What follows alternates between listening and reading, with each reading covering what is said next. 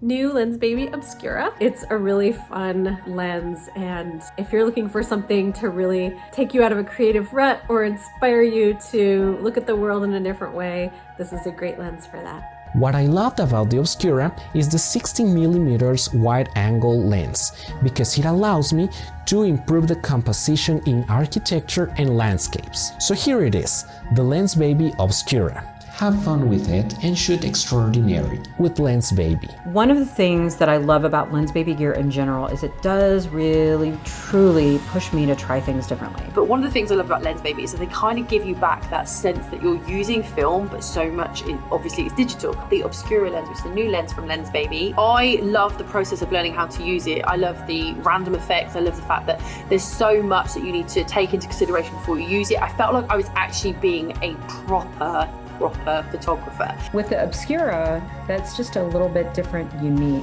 It's a different kind of mood and experience when you're out playing with your new Obscura. This is the Lensbaby Obscura. This being Lensbaby, you know it's not going to be anything standard, right? This lens would break the way we currently think about photography. Lensbaby Obscura isn't a lens. Obscura is an extraordinary experience crafted in the origins of photography. It's all just a process. It's part of the journey with Lensbaby's new lens, Obscura.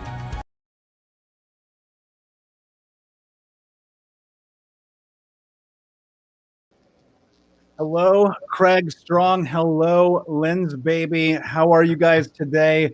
Hope that you're doing well. We're super excited to be with you, to share with you the brand new launch of our brand new Lensbaby Obscura, created by co-founder Craig Strong, our amazing R&D team, and photographers' input from around the world. I don't know about you guys, but I'm super excited. In the chat, let us know where you're at. Where are you watching from? We got a lot of things happening today. We're very excited to be here with you. Craig, how are you today? Are you excited? Hey, Michael, I'm excited. It's a great day. You know, the videos that we're going to see today that have been put together by the beta testers have blown me away. So yeah, I mean, we talk about the pinhole. There was a close-up photo there. We've got, you know, this is the mirrorless version. We've got a non-mirrorless version that goes on the optic swap or mirrorless, doesn't matter. And it's got 3 different options. So just like the Trio, you can move this thing around. It's hard to see down inside this one, so I'm probably just going to be using my my mirrorless. Let's see, can we get it focused here? So we've got the 3 different options are all different types of pinholes. I probably shouldn't get into the technical right away, but pinhole photography is something that has changed the way I see the world. And the very first Lensbaby pinhole, which was part of the optic swap system in 2008, really challenged me to make images that I struggled with at first. And you're going to hear that story today from a lot of our users that, you know, when they first picked it up, it was like, what is this thing? I can't see anything through it. My sensor's got, or my lens has dirt all over it, but it turns out it's your sensor.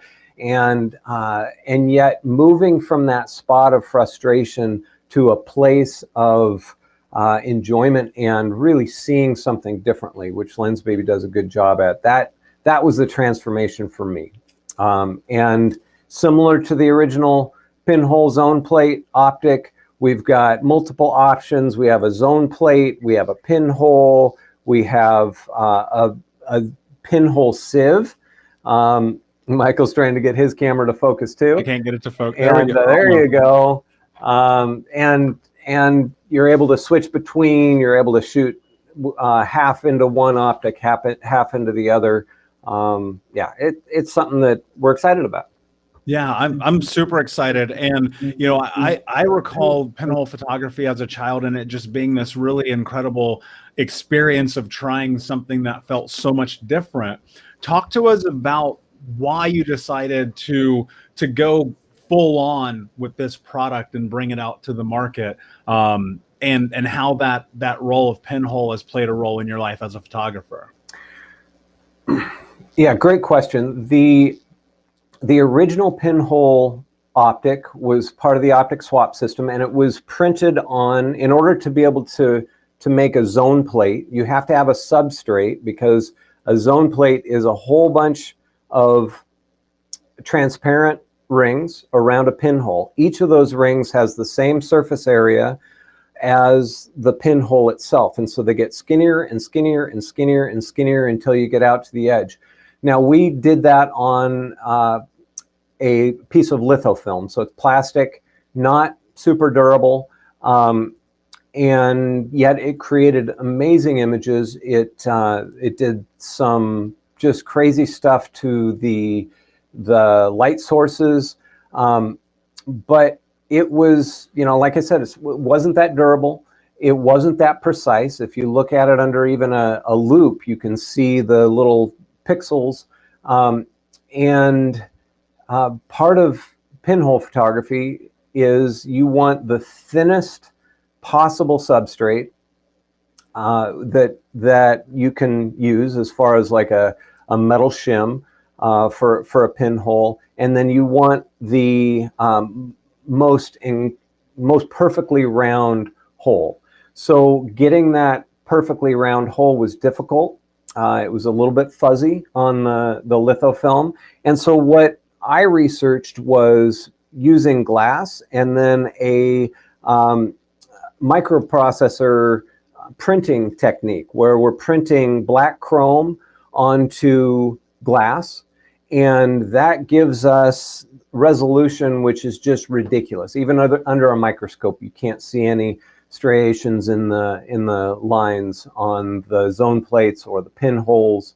Pinhole sieve is just an array of dozens of different pinholes that are in on one area in the center of the glass. And so for me, I wanted something better on one hand, more durable, and then I wanted it to be more accessible for wide-angle photography for the standalone lens that was going to go on the mirrorless, because mirrorless gives us some options. We don't have to clear a mirror.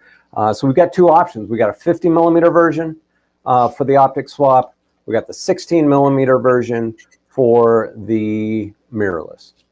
Yeah, and one of the questions that came up here, and I just, there's going to be so many videos we're sharing with you guys today. This is an all-day event. We have some of the most incredible photographers from around the world sharing their experiences with the Lensbaby Obscura. But one question came up, and they said, "Where's the glass? Can you talk about the way, just quickly, because we don't want to get too technical. We're going to go in throughout the course of the day. But Sure. Craig, where's the glass?"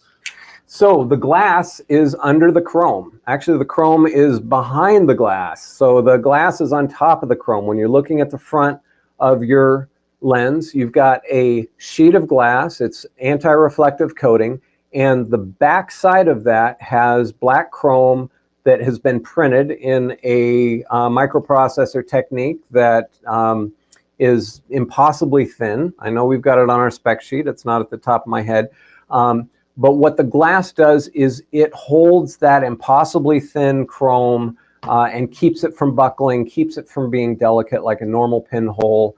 And it allows for things like the various rings to be printed on the glass that gives you a clear ring and then a black ring and then a clear ring and then a black ring. And so that creates diffraction, which is how a pinhole focuses. And so it's coming through each of those rings on the zone plate and then focusing that light on your sensor. The pinhole itself is much darker, and it's going to give you a higher contrast image and not quite as much glow and whatnot. But you've also got the pinhole sieve, and so it's basically the glass is holding that impossibly thin piece of chrome flat and durable, and on either side of the chrome and the glass is the anti-reflective coating, which is important to keep your contrast up. So one of the questions, Craig, that we've got here that we'll address quickly is, when is this available? So great news, we are available in all mounts that we offer here at Lensbaby for both the 16 and the 50. And if you have a Scout body, you can only get the optic. This is a part of our optic swap system, as Craig mentioned. So we can pop that guy out right there, If you have the Scout body already, remember you have to have both or it's not going to work. They are available right now at lensbaby.com. All of the pricing and shipping information is there for you as well. And we'll be having a ton of examples throughout the course of the day. We're going to get started with some videos here in just a couple of minutes. We want to open up though with questions for you guys. Karen asked, do we have Canon RF? Yes, we do, Karen. We sure do. Will it fit Nikon Z? Yes. L mount? Yes. Pentax? Yes. Canon? Yes. Nikon? Yes. We wanted to make sure that this product was accessible for everyone. And because of that, we have them in stock now, so you can order them. We got our team making them, building them, ready to go for you today. If you go over to lensbaby.com, you can order yours now. Craig, one of the questions here, where did it go? Let me see if I can find it again. Someone asked if it will fit the Composer Pro 2. Craig, talk about the way that this would fit a Composer Pro 2 as opposed to a Scout body, if it does not, and what they need if they want to just grab an optic. So, Michael, you're talking about the fixed body as a Scout body. We don't call it a Scout anymore. We used to ship it with the old fisheye optic and called it the Scout. So this is the fixed body that it will ship in if you don't already have a lens body or you want to buy it separately in a lens body. And then, yes, it will work in the Composer Pro 2, Composer Pro as a standalone optic that you just swap your optic out for. So once you've put that in, you're not necessarily going to want to tilt. Now that said, all of Lensbaby products can be used in a way that Lensbaby doesn't recommend them. Just do it however you like, but we find that the most predictable results and the results that we recommend are done by pointing your Composer Pro straight ahead, so no tilt. And why is that important? Why is it important to probably not tilt this specific optic? Well, the main thing is if you want a pinhole effect and you want the sweet spot will be centered in the zone plate, because the zone plate does have, even though it's got super dark aperture, it does have a sweet spot. So you could tilt it, but again, we're recommending that at the very least you start with it pointed straight ahead. We don't believe that it benefits from tilting, and so that's why we're selling it with a fixed body if you're going to buy it in a body by itself. And can you talk about the f-stops with this? Because as you notice, if you go in here and you look, I can't seem to get my focus today, but it goes as high as f161. I don't know about you, but the first time I saw f61 was this morning. So Craig, yeah. Talk about f-stops and how those work here with pinhole photography. Yeah, so Michael, I've got an early prototype here. So we've got f161, we've got f32 and f64. Yep, that's correct. And all right, good memory. If I say so myself. So the f-stops are the three different modes. So the darkest aperture in both of these, with the Obscura 16 millimeter for mirrorless, we have f90 at the darkest aperture, and that is just a single pinhole. So you're going to get a classic pinhole look with that on mirrorless. Now, most pinhole cameras are shot on photographic paper or large format or at least medium format film, and so you end up with a very wide angle of view because your constraints are whatever you want to make it out of. Essentially, make it out of an oatmeal box, and up until mirrorless, getting that extremely wide angle of view was difficult at best. So our 16 millimeter gets a typical, if not quite as wide as some of those cameras, field of view that you would get with a traditional or a homemade pinhole camera. And so it's just one hole. The f22 on the mirrorless and the f32 on the optic swap version is going to be the zone plate. So that's going to be your brightest option. And that is going to be a series of concentric circles outside of a pinhole that's the exact same size as the pinhole in the pinhole setting. So much, much more light. It has tons of diffusion that happens around your detail. The detail is sharper. So it's similar to shooting with a velvet lens wide open, in the sense that the center of this will give you an underlying sharp detail that's sharper than what's at the edge. It's similar to shooting with a sweet spot lens in that it has a curved field of focus. This actually has a field of focus on the zone plate. And then the last version is f45 and then f64 for the zone plate sieve, which is an array of different sized pinholes that then create a flat field of focus so that you don't have that sweet spot. You have a little bit of glow, and then it also causes blooming in the highlights in ways that the pinhole doesn't, in a similar way to the zone plate. Love it. And a lot of that's very technical. And one of the things that is great about today, our beta testers and photographers are going to be sharing some of their experiences through video about shooting with both the Obscura 16 and the Obscura 50. So some of you are asking a lot of questions. I want to address them here. So Obscura is available today. You can go to lensbaby.com and grab yours. It's for every mount that Lensbaby offers. So if you're using Nikon, Canon, Leica, Sony, Fuji, they are all there for you. And we are shipping internationally, whether you live pretty much anywhere except Antarctica. You can get an Obscura, and I'm sure even in Antarctica, we'll figure out a way to get you one.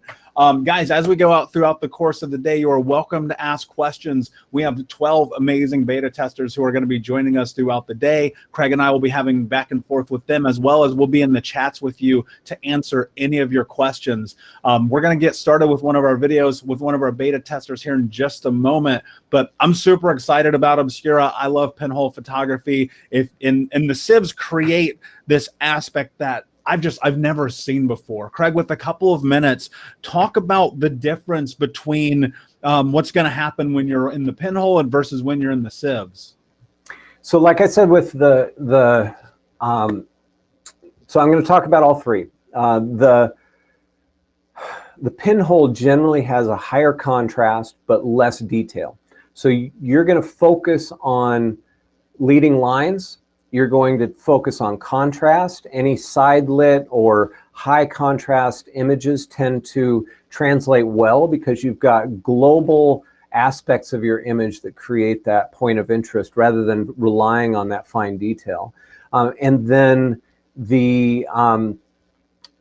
as you move away from the strict pinhole version, the darkest aspect, you get more underlying detail, but then you're going to get a bit of a glow over the top, a lot of glow with the zone plate, and quite a bit of glow, a lot more than you do with velvet, with the pinhole sieve. Now the pinhole sieve, you're going to get fairly sharp corner to corner. I'm not mirrored on this. I have no idea how to interact with this camera. And that sharpness, because of the flat field of focus that you're getting with the pinhole sieve, then allows you to have a certain look to your images. And then you switch to the pinhole or to the zone plate, and then you get a sweet spot with tons of blur on the edge. For f22 and for f32, you wouldn't think you would be able to do that, but you can, and tons of underlying detail in the center. And so like each one of them has their own flavor. I would say that the most exciting thing for me about shooting pinhole and the pinhole sieve and the zone plate is what's happening in the highlights. And you're going to see this in quite a few of our users' images, is you're going to see actual representations of the pinhole sieve and of the zone plate happening when they have a pinpoint of light in their image. And that creates like I said, a flavor to your image that you just can't get with any lens. This isn't even a lens. It's a pinhole. So, but we're going to talk about it as a lens on and off today. Yeah, absolutely. And I love that it's not even a lens and it's an experience, right? When you get this, you're going to be pushed in places you've never been pushed as a photographer. So guys, as you have questions today, put them in there. We're here all day for you guys. Our customer happiness team is in the chats. I'm in the chats. Craig's in the chats. Our beta testers in the chats. We want to be able to answer any questions that you have. People are asking if you have to have a standalone if you do not already own Lensbaby. So if you are on mirrorless, the 16 millimeter is a standalone. If you're on the Nikon F or Canon, you can grab the 50 millimeter if you do not already have a Lensbaby fixed body. So my friends, thank you guys all so much for being here. We're super excited. I know Craig's excited. Our beta tester's excited. You can go to lensbaby.com right now. You can get it for all the camera mounts that Lensbaby offers. We're going to jump into our first beta tester video. Craig, I don't know about you, but I'm super excited. I'm excited too. We're talking about technical here, and we're going to get into the heart of it, because as technical as everything is that we offer, it's really about the images, and it's really about breaking the mold and limiting ourselves to something that's going to make us see the world in a different way. I love it. All right, let's get going.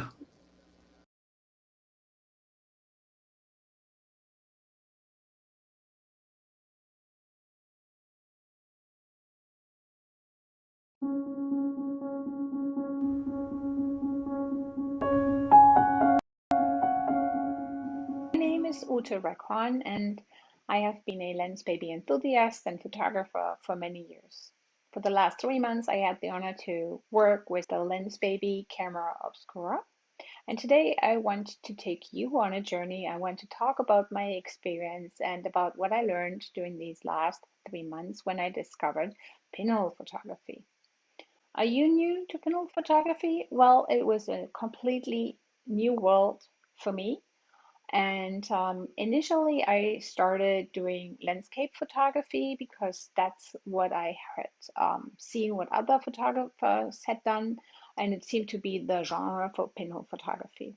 So, as you can see here, I did long exposures. I took the camera to the ocean. I worked with a tripod. I worked with an exposure meter.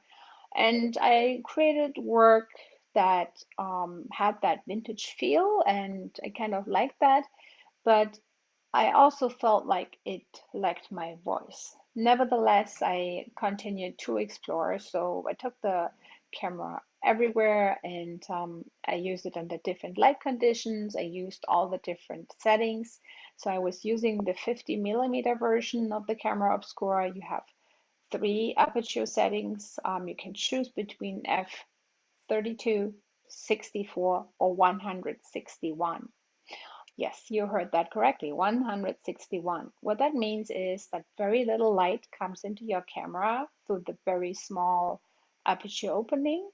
And with that, you can work during daytime. You do not need neutral density filters for longer exposures. This image, for example, or this one, they were taken around lunchtime, and I didn't have to use any kind of filter. I just moved the camera at 161. At f161, you can create beautiful intentional camera movement. I took it to the botanical garden, and I tried all kind of things. Some results surprised me.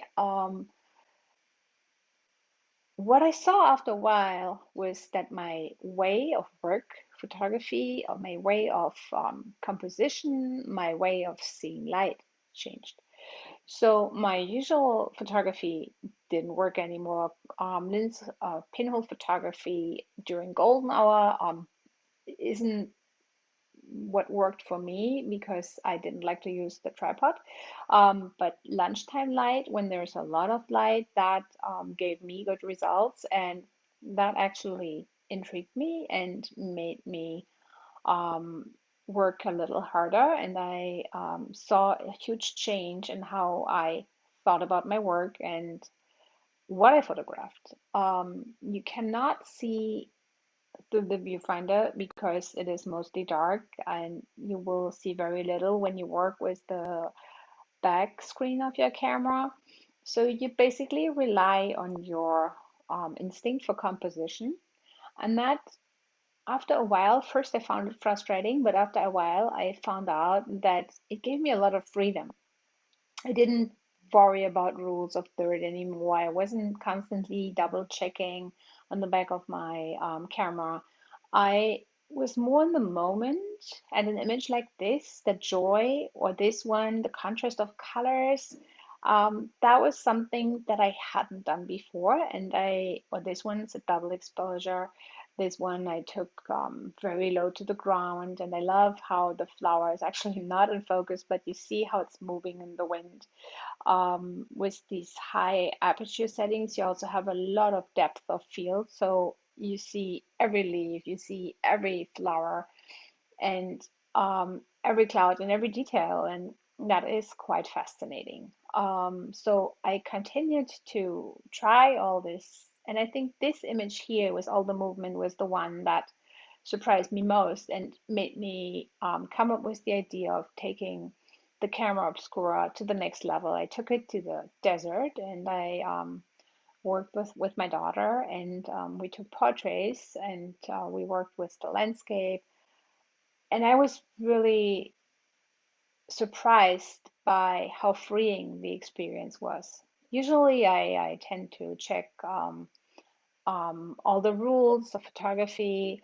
There seems to be a right and a wrong way to take an image, or I also often use a wide aperture to work around a proper composition, because sometimes you can get away with the beautiful bokeh. With the Lensbaby camera obscura, you cannot get away with that. You really need to pay a lot of attention to your composition, a lot of attention to what is in the frame, what do you want to be in the frame, because no matter what is in the frame, you will be able to see it. You also need to pay attention to colors, because you cannot get away with bokeh, so instead you really start thinking about colors. How do they go together, and how do I want to present my subject, and what do I want to be in the frame? And um, it was a very liberating experience, but all that only happened after working this thing hard, and letting go of expectations that I had had until then. So if you're looking for a new way of expressing yourself, or let's say a good challenge to break up with rules, or a certain way that you approach photography, the camera obscura is your friend. It can be frustrating at first, I want to be honest here, but the freedom that you eventually will find in this kind of photography, it reminded me a little bit of film photography, because same there, you really have to come up with the composition in your head, and then you have to trust your gut before you take an image, and you just have to hope and pray that it will turn out the way you envisioned it, the way you wanted it. And that can lead to frustration. And I think time is key in pinhole photography, not only for the longer exposures, but also for yourself to develop as an artist. And that was, for me, the most beneficial experience, to understand in a way that I was using all these rules can only be compared to a hero story. I started basically push fascination to let go of all the rules that I had. Then I got really frustrated. I almost didn't want to use it anymore. And then eventually I created work that was so beautiful and gave me goosebumps. It just stopped me, and I was like, how did I do it? And I started thinking about the whole experience, and I realized I could not have done that with a traditional lens. But please feel free to look for yourself.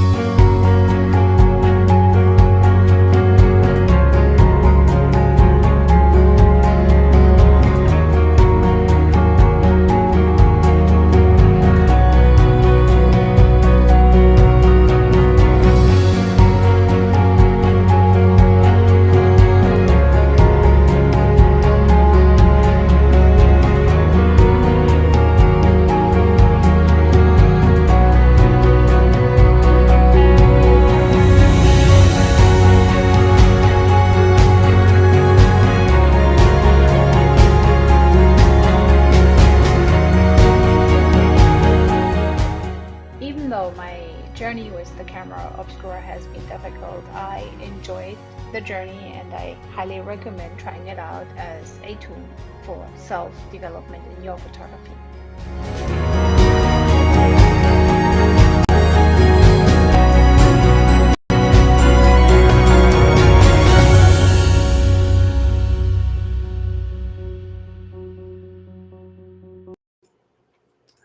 Wow, absolutely amazing. Uta is joining us live here. Thank you so much for the just stunning video, amazing photos.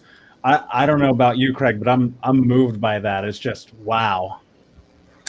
You know, Uta, what I love about your story is that you're just telling it the way it is, and the fact that it did not work for you at first, and then you describe weeks into it that it started giving you goosebumps as you're out there and seeing what you're seeing that you hadn't seen before. Yeah. That's a powerful story. Can you talk a little bit more about that? Yeah, sure. So it was quite a surprise because I think there was a technical glitch in the video and the voice was overlapping at a point. I was really frustrated for a while and I was close to giving up, but then again, I never give up. So I continued to see it as a challenge and I didn't have much hope left. You know, it's like, okay, I'll do this. I will figure out something, but I didn't have high hopes anymore. And then eventually when I took these images, I went home and I always take a little break before I review my images. And when I did, when I was back home at my computer, honestly, it gave me goosebumps. So that was very emotional and that was the turning point for me. So, and it was a great experience because I think if you take stuff for granted, even your own work, your success, your images that you crave, they're not as moving. If you really have to put a lot of energy into it and you work it hard and then you get what you were dreaming about, it is so much more rewarding. So yeah, it was a great experience. Yeah. Thank you for the challenge.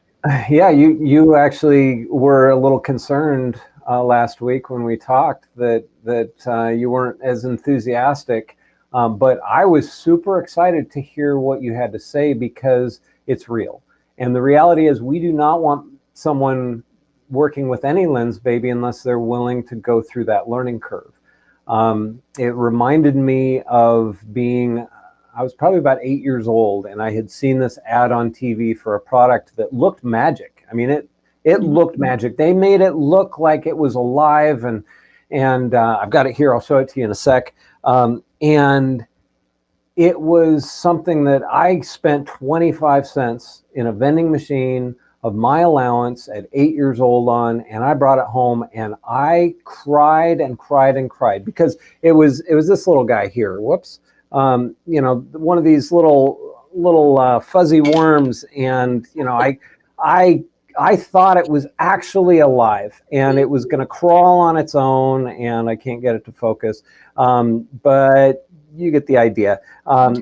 This kind of thing where the you know, television, it was oversold, overpromised.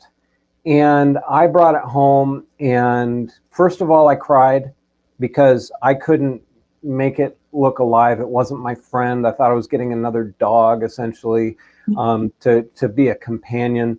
But it was just a fuzzy little worm with a string on it. And over the course of the next few weeks, I mastered it. And I could amaze my friends with that thing. And I took pride in it. So it really had to break me first. And I had to be disappointed. And it sounds like it was a similar journey for you. Very similar, yes. And like you said, I mean, in the end, it was so rewarding. But initially, yes, it was really hard. I mean, it was a whole new concept. And I mentioned that in the video, how I had no idea about pinhole photography. So that was new for me. Then I was very used to rely on all the technical features on my camera, to use the viewfinder, to use the back of the camera, the screen, and all this was no longer working. And with that, I had to come up with a new routine. And I think you have to be willing to do that. and maybe I wasn't even aware of that had to happen, and it took me quite a while. And now I'm really happy because not only did I get these pictures and the experience, but I learned so much. I learned things that I should have learned earlier in my journey as a photographer, I guess. So yeah, it was a very rewarding experience. Well, and the challenge was twofold, because 50 millimeter on your camera, that wasn't your preferred focal length, was it? No, not at all. So I typically use a 16 millimeter. So I really love a wide angle. I do a lot of landscapes, and that was a big challenge to have this narrow field, this narrow frame. But even that, I mean, I keep thinking about Henri Cartier-Bresson and how he used one camera and one lens, and that was a 35, and that was, I think maybe it was a 50, I'm not too sure. But it was not about the lens, not about the camera, it was about the way he looked at the world. And in the end, it's not about the focal length, it is about how you work a certain. That's awesome. Yeah, Thank you so much for putting it through its paces. Yeah, and like any Lensbaby, it's a challenge, right? I think if we ever released a product that was simple to use the first time, we might have made a huge mistake. Yes. Please. Right. Uta, you said something in your video that I actually had to write down in my journal here. You said I had to learn to trust my gut with Obscura. Yeah. I know we only have a couple minutes here, but can you talk about that experience of like learning to trust your gut with this product? So it was like letting go of all the little crutches that I typically use. And with that, I had to let go of a lot of rules that I typically use. It is a little bit like being blindfolded, and you still have to continue to work as a photographer or to being blind.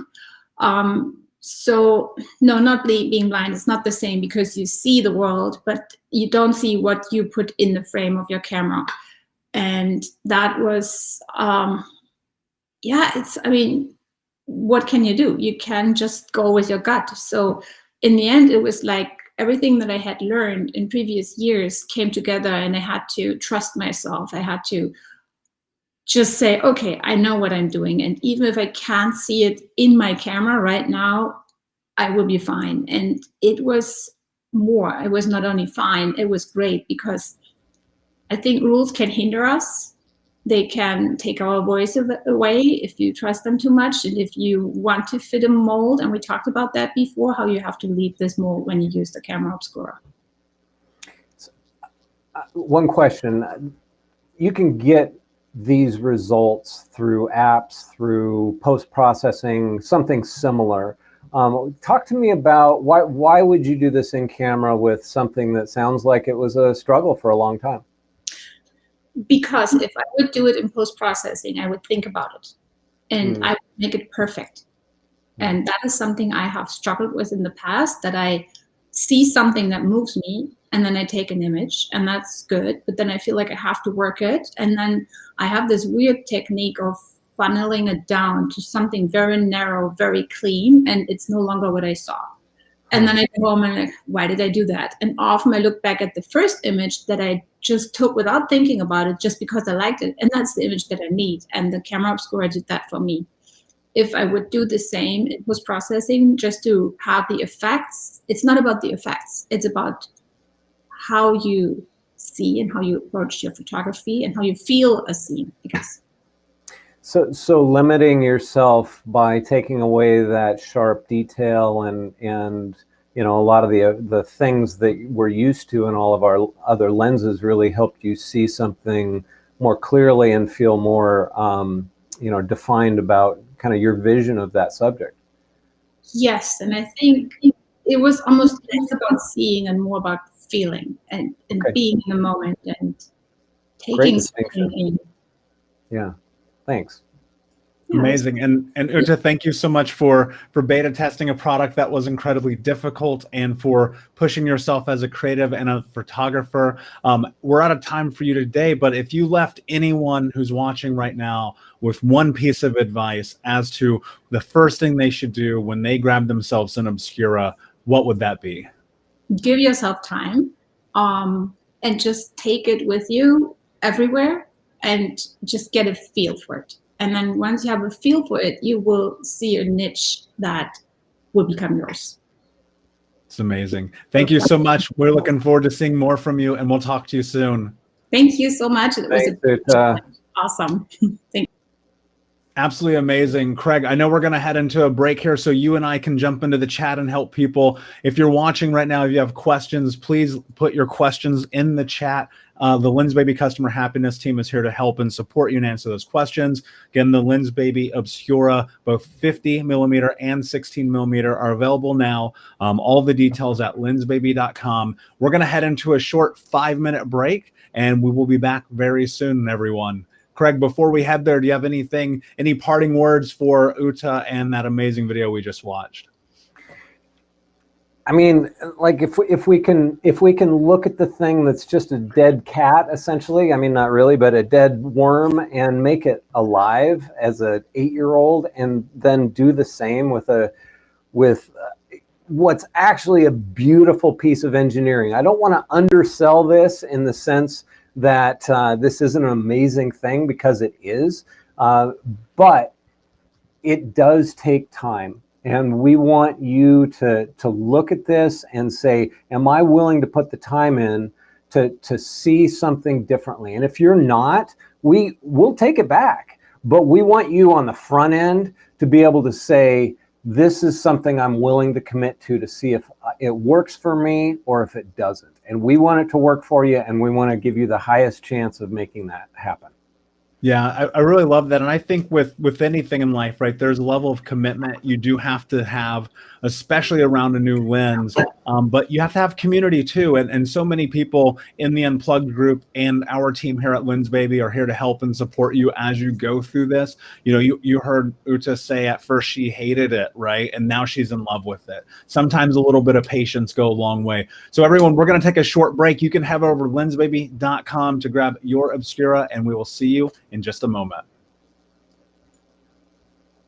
This is the new Lensbaby Obscura. It's a really fun lens, and if you're looking for something to really take you out of a creative rut or inspire you to look at the world in a different way, this is a great lens for that. What I loved about the Obscura is the 16mm wide-angle lens, because it allows me to improve the composition in architecture and landscapes. So here it is, the Lensbaby Obscura. Have fun with it and shoot extraordinary with Lensbaby. One of the things that I love about Lensbaby gear in general is it does really, truly push me to try things differently. But one of the things I love about Lensbaby is that they kind of give you back that sense that you're using film, but so much, obviously it's digital. The Obscura lens, which is the new lens from Lensbaby, I love the process of learning how to use it. I love the random effects. I love the fact that there's so much that you need to take into consideration before you use it. I felt like I was actually being a proper photographer. With the Obscura, that's just a little bit different, unique.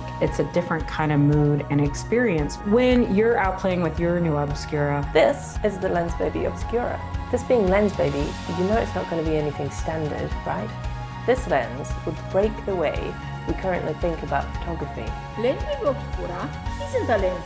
Obscura is an extraordinary experience crafted in the origins of photography. It's all just a process. It's part of the journey with Lensbaby's new lens, Obscura.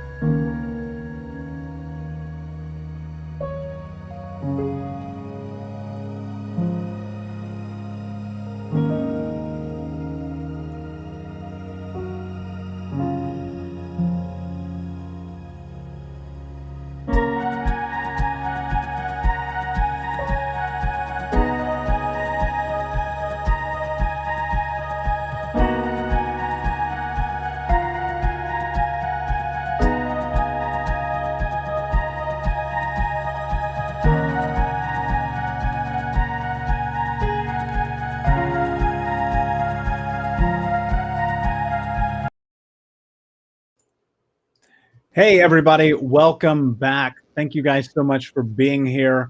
We had a few minutes here to take a break to answer some questions in the chat. Our team is there to answer any questions that you have. One of the big questions that came up, we're going to answer a couple for you here.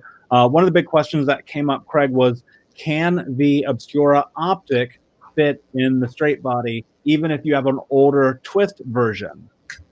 Yes, it can.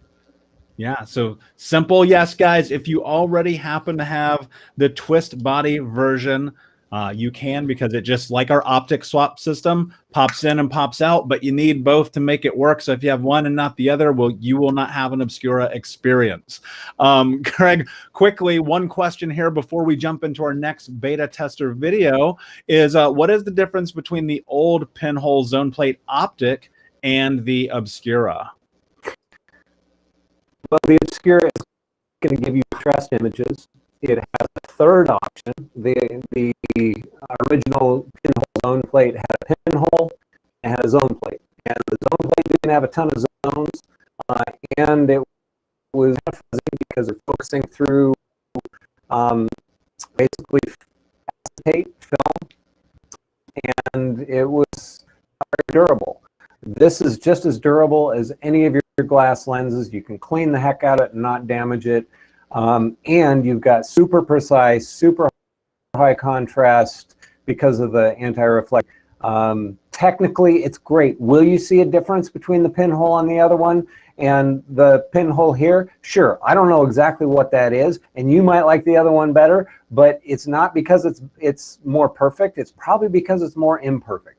And so we took some of those imperfections out and we added some other options in there as far as the 3 different options. They're just different. Like, I love the old pinhole zone plate, especially with the 0.42x wide angle converter, super wide. But this is what we've got now, and we pushed it to its technical limits in terms of what could be done with a pinhole and a zone plate and a zone plate sieve or a pinhole sieve. And this is what we've got now, and so we encourage you to push it to its limits. Awesome. Love it, Craig. We're going to jump in to the next amazing video from our great friend, Hanky Lee. So guys, hang out, watch this. You're not going to want to miss this one.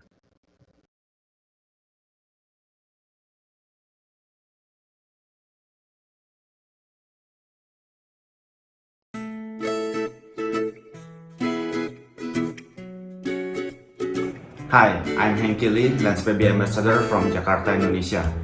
First of all, I want to introduce you about the newest lens from Lensbaby, which is called Lensbaby Obscura. This one is Lensbaby Obscura 16mm. Lensbaby Obscura is quite unique, which can give artistic and vintage look in our shots. Just like other Lensbaby lenses, Lensbaby Obscura is a manual lens. This Obscura has only 3 apertures. Pinhole, the smallest aperture, pinhole sieve, medium wide aperture, and zone plate, the largest aperture. Using this lens is quite challenging because we cannot play with details, sharpness, and vivid colors, which are usually essential in making a good photo. But if we know how to use it in the right way, this lens is actually a marvelous tool for making impressive fine art work. So we have to put our creativity to the limit in using this lens. Now I want to share a brief tutorial about how to use this lens to make fine art work in my style. Let's have a look.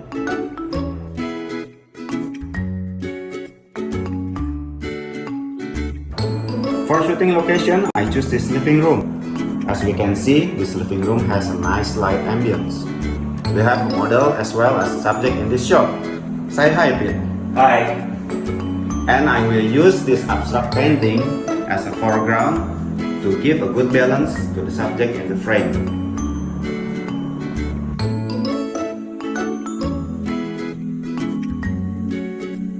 In this location, I will use pinhole sieve aperture, and I will set my camera ISO at 20,000 and camera speed at 1/4.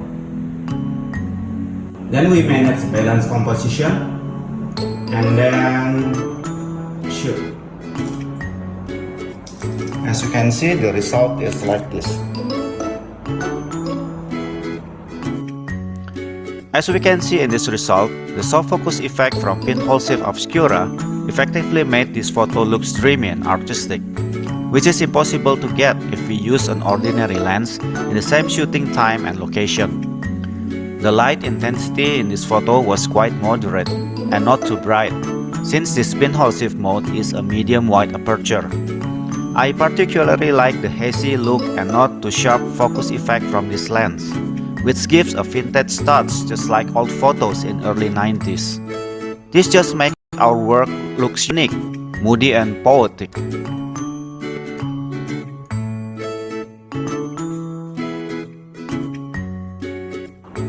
The next shooting location, I choose this aisle, as these empty bookshelves can be used as a nice ornament for framing the subject.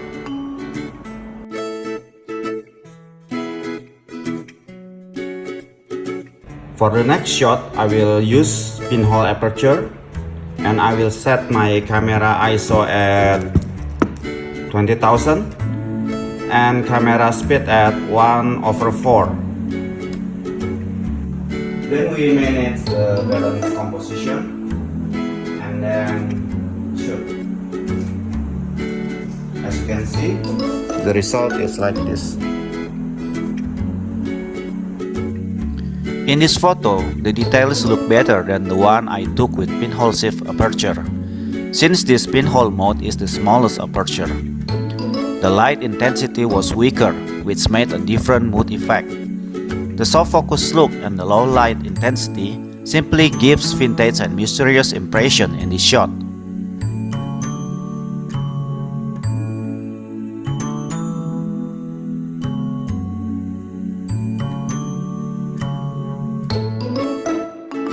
This time I will use zone plate aperture and I will change my camera setting to change the aspect ratio at 4:3, and then I will set my ISO at 20,000 and the speed at 1/5. Then I manage the balance composition and then shoot. As you can see, the result is like this. In this photo, the details are seen very unclear and the light intensity looks very strong, since this zone plate mode is the largest aperture. This just simply gave another different mood and impression with the previous one I took in the same time and location. The same mysterious, dreamy and poetic impression, but in a different feel. I hope this brief tutorial will be useful and help you to see in a new way. You can also follow my Instagram account to see my daily uploads. Thank you for your attention.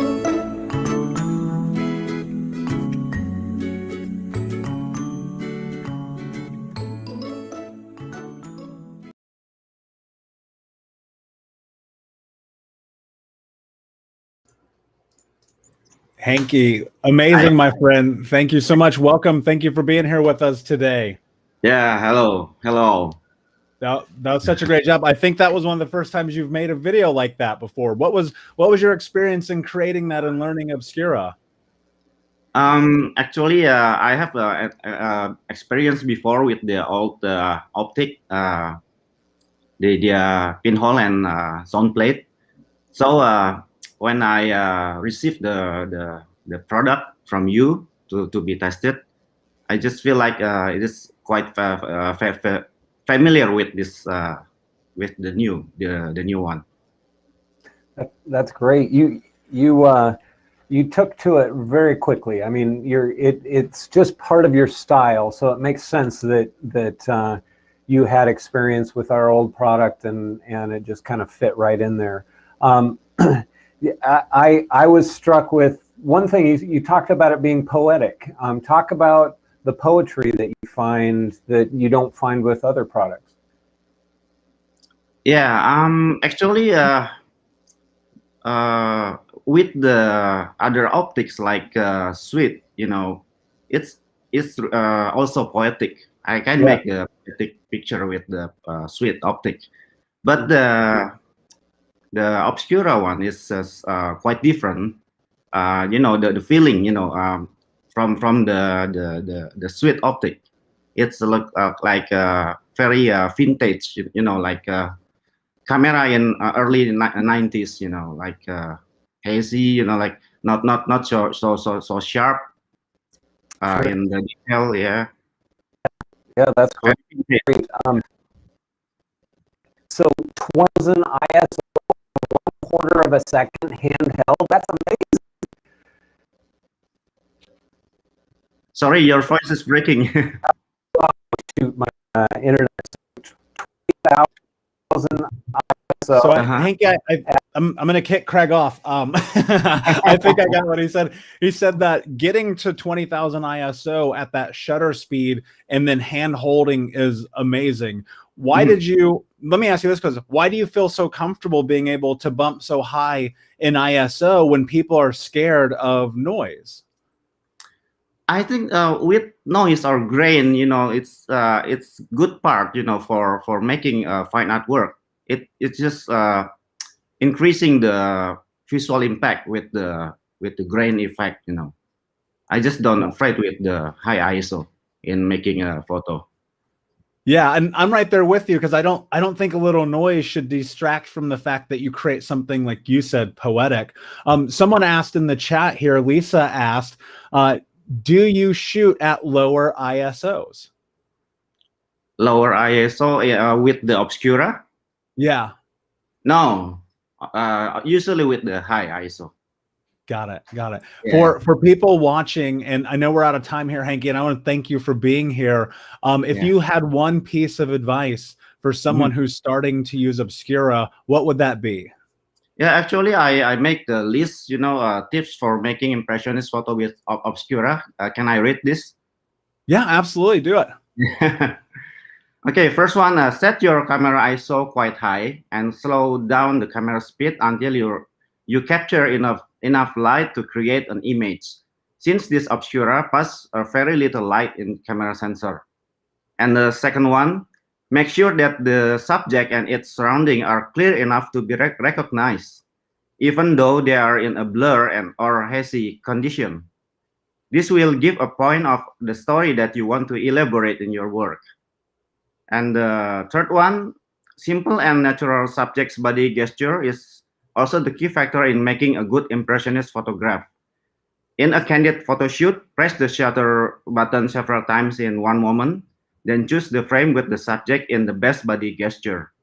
If you do a stage photo shoot, just direct the subject to pose in a simple gesture, for example, like simple standing with head looking down. Because excessive body gesture will nullify the mood and visual impact in your work. And the next one, you have to manage the composition in good balance. This will make your photo looks good in aesthetic aspect. And then the last one, in editing, just don't hesitate to make your work look in overexposure condition or in a very strong contrast. This will stronger the mood and visual impact in your work. That's the tips. I love it. Those are amazing tips. And we're going to have our team reach out to you so we can take those tips and we're going to write those out and share them with everybody because they're powerful. And I agree with you. Hanky, thank you for being here, my friend. We appreciate you. You're getting so much love in the chat today. Everyone loves your work. So please make sure you guys all go check out and follow Hanky. And we're going to jump right into this incredible video from Anita Permanova. So everyone, thank you so much. If you have questions, leave them in the chat. We're going to jump into our next video right now.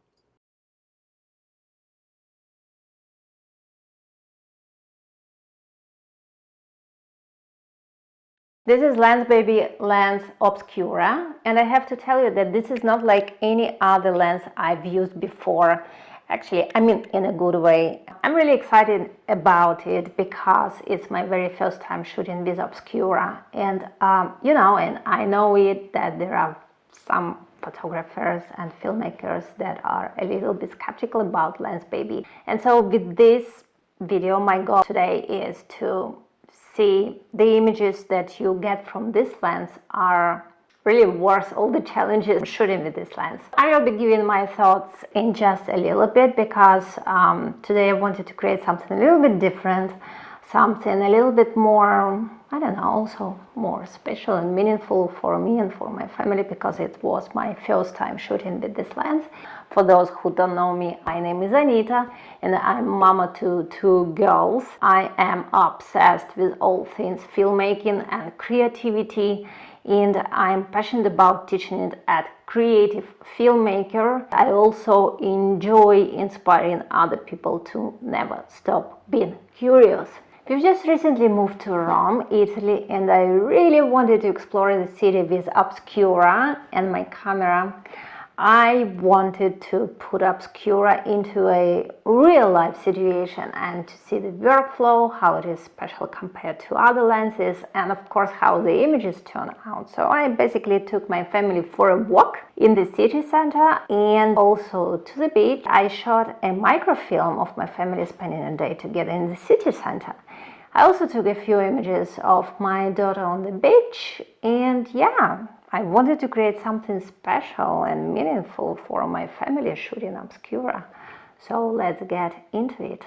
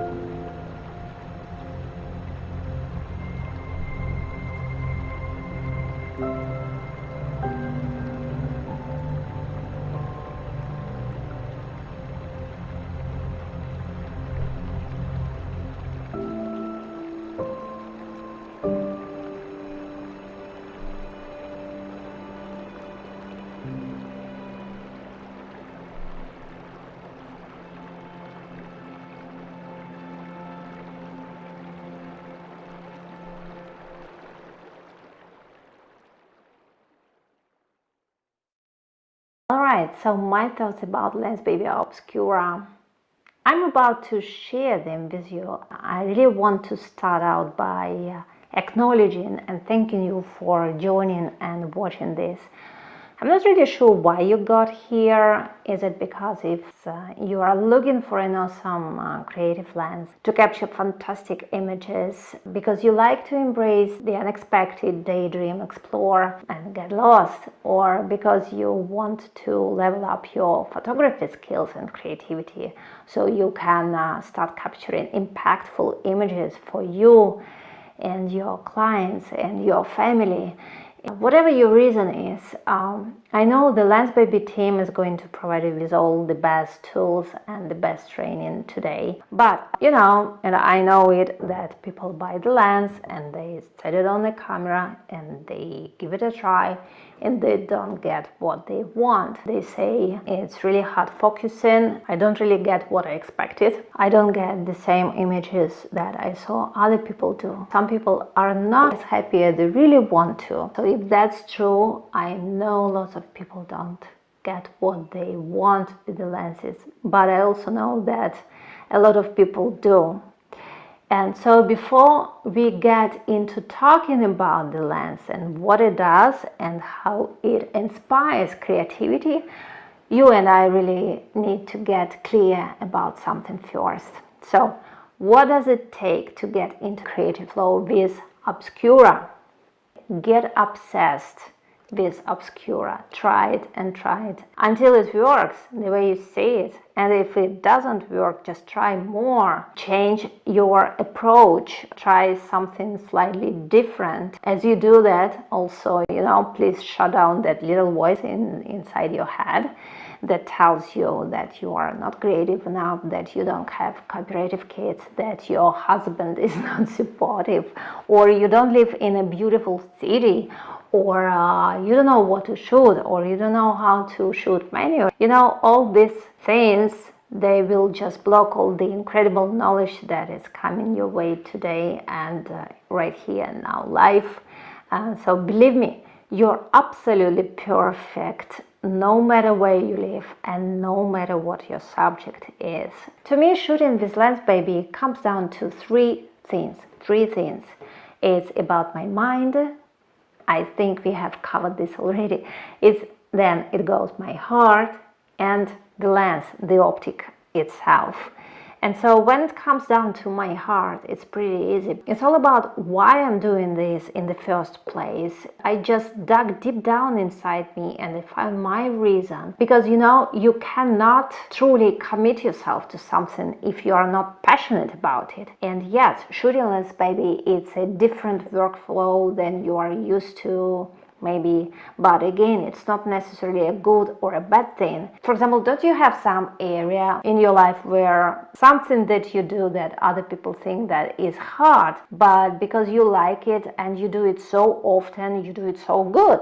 Basically, it's the same with Lensbaby. It's completely the same because you've done it so often, you like it so much that it's so easy for you, but for other people it's hard. How do you get there? This is practically the third part that I was talking about: mind, heart, and now the optics. I'm going to tell you three things that initially struck me when I was shooting Obscura. So these three takeaways from shooting Obscura. So number one, Obscura is a manual lens. It's not necessarily a pro or a con, it's just more sort of comes down to what you are used to. And I shoot the manual mode, so I personally didn't experience any issues with that. The camera settings really depend on what type of scene you are shooting. For your Obscura images to look good and the way you want them to look, you might want to shoot in manual mode so you can take control over your camera. At first you might think it's a tricky lens, but Obscura is actually easy to use. Now, number two, Obscura is a really dark lens. It has really tiny aperture settings. You'll be closing your aperture down all the way to an f161. Most of the time you'll be shooting at a really high ISO, even if it's a bright sunny day. So it's quite important to have a camera body that enables to take images at a really high ISO. And the good news, you will be taking care of two things only. It's your ISO and the shutter speed. Why that? Because Obscura 50mm comes with three optics. It's a pinhole sieve, and a zone plate. And three of them, they have the fixed aperture. It means that you are going to stick to one aperture dependent on what kind of optics you are shooting with. This is one. And the second one is the focus. You're going to adjust your focus ring only once. You don't need to focus at all. You just can forget about it. So to do that, focus, for example, focus all the way in and rock your focus just a little bit forward, just a tiny bit, okay? And this is it. Just stop, don't do anything else anymore. And you can now forget about your focus because this is most likely give you the best focus for your image. Okay, and number 3, I'm really impressed with the image qualities and the look I get straight out of the camera. I'll show you some ungraded images here so you can get a feel for the Obscura color system. When shooting zone plate and pinhole safe, areas of bright light, the highlights appear as a diffused glow. These areas have a sort of halo effect. Can you imagine that you get the look right in camera? You don't need to emulate this effect in post anymore. As for pinhole images, the image quality, as you can see, most of the image is not in really clear focus, but the whole image ends up being really nice and creamy and cinematic and really beautiful if you strive for this look. In conclusion, it's a different workflow that I'm used to. However, it's not a good or a bad thing necessarily, and I'm happy with the images and the film that we walked away with. I won't tell you how to become skilled shooting Obscura or how to master your creativity, but if you are really obsessed with Lensbaby as I am, this is what I do. I would set this lens on my camera and shoot for 3 weeks, maybe 30 days. I would shoot Obscura in any situation and light that I find that looked interesting to me. Because, you know, you don't go to gym for a weekend and stay in shape for the rest of your life. Same approach. With use and lots of repetition, your images will become more and more impressive, as will your level of creativity. Don't put pressure on yourself to make a perfect image. So here is your 30-day challenge. Watch a training or learn something about how to shoot Obscura. Watch it twice, then take a lens, set it on your camera, and go out and take hundreds of pictures. Then import them to your editing program, editing application. Then review them. Take notes of any mistakes you do. Believe me, there are gonna be mistakes. I had to trash a lot of images, but don't trash all of them because it's part of your learning experience. You learn from the mistakes that you made in the last session. Then shoot another set of images and then watch another training. Watch it twice. Do it for 30 days on repeat, and that's it. Okay, so that is all I have for you today. I hope you enjoyed it. I hope you liked it, and thank you for watching. Have a nice day. I'll see you later.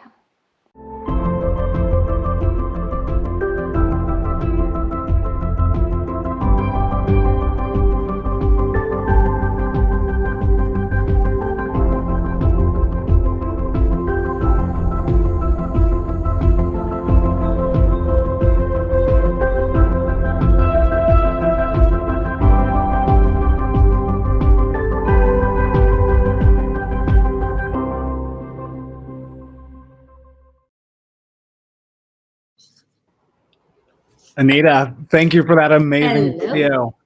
It was wonderful. You're You said so welcome. many. I took a bunch of notes here in my journal as I was going through your and watching your video here because it was so impactful. I think about the emotional aspect of photography and how that plays such an important role, especially when you're like pushing through the difficulty of it, right? And you said sometimes you have to get over that voice in your head. Can you talk about that? We can talk about the technical stuff all day long, but can you talk about that again? Absolutely, because this is exactly why I decided to talk about this topic, because this is generally what stops, what blocks people not shooting, not trying the lenses, and just stop trying and experimenting. Do you hear me? Yeah, Just we hear checking. you. Okay, perfect. So yeah, because well, I can tell you one thing, because generally there are some traps, you know, you can fall into here, because shooting extraordinary actually comes from actual shooting. And for example, there is a trap, like me, I was before, yeah, that when you get obsessed with learning, so you, for example, do you read blogs, or you go and watch a lot of YouTube videos or tutorials on YouTube, and over and over again, and then you can't really remember when the last time was when you actually was shooting something. And yeah, this means that you are getting obsessed with learning and so many good articles and tutorials, and you say, well, if I watch another one, then I will get nasty good with this one, and then I will go and shoot. And so nobody ever learned how to drive a car, because I like actually simple analogies, you know, because if you're sitting in a passenger seat, you'll never learn how to drive a car as a passenger, right? So don't let this learning to block you, and because it leads just to knowledge, but not getting those amazing shots, and it doesn't lead to action or any kind of practice. And it's not, it's like a source. It doesn't get you anything. It doesn't drive you anywhere. So actually nobody cares what you know and what you understand, and you have always to put this understanding into actually doing something. And so this is like one of the major things that was blocking me from not actually shooting, you know. And yeah, so what else I can say? I can say that there are a lot of excuses why we don't shoot. For example, I don't live in a beautiful city, or I don't have a supporting husband, or my kids are not cooperative. And this is again like, you know, you start thinking that, okay, well, I don't have a subject to shoot. So, but the thing is, you don't need anyone or anything to make you start shooting, and you just grab your camera and you go outside and you can shoot street signs, flowers, or just cars, or just the people that are walking. So, yeah, you know, it's things funny. like that. So much of photography is photography, right? You have to actually take the photos. Can you talk about your experience with Obscura? Because, you know, as a filmographer and someone who makes video, why was this impactful to the work that you create in creating videos? Pardon me, I didn't hear well the question. Yeah, why did you enjoy using the Obscura to make video? All right. Okay. So I can tell you that I in general love Lensbaby lenses, and I get really obsessed with them because it's kind of a tool, like, you know, like a kid in a candy shop. And I find myself all the time with lenses, Lensbaby lenses, because it's like another opportunity to explore. And I go, for example, outside and just explore the city, and I look through the lens of Lensbaby and exactly this Obscura. You know, when I was watching the training that you put before, right? I read a lot of comments, and I took notes that actually what I like in particular about this lens, because this is what gave this impression to me, that it looks like people were saying that it is from another time. It's like old family time machine movie, and it feels so nostalgic. And this is what captured me, you know, because I wanted to create something that puts me back. It's like nostalgic. It reminds me of the times, because behind everything, my why is capturing moments and the ability not to forget, you know, to remember. And when I'm old, sitting somewhere, I don't know, with my grandchildren, I want to see this and show to them, and it will be giving me this, I don't know, flashback to those times. And especially with this look, it's gonna look just surreal. And this is what I like about that. I love that. I love it. I get it. And there's something about it and creating those memories that just will last. And they'll last beyond us, right? And our grandchildren's grandchildren will be able to watch what you've created. If you had just one piece of advice to anyone who is getting and picking up the Obscura for the first time, what would that be? For the first time. All right. So what I would say that, you are just here today, and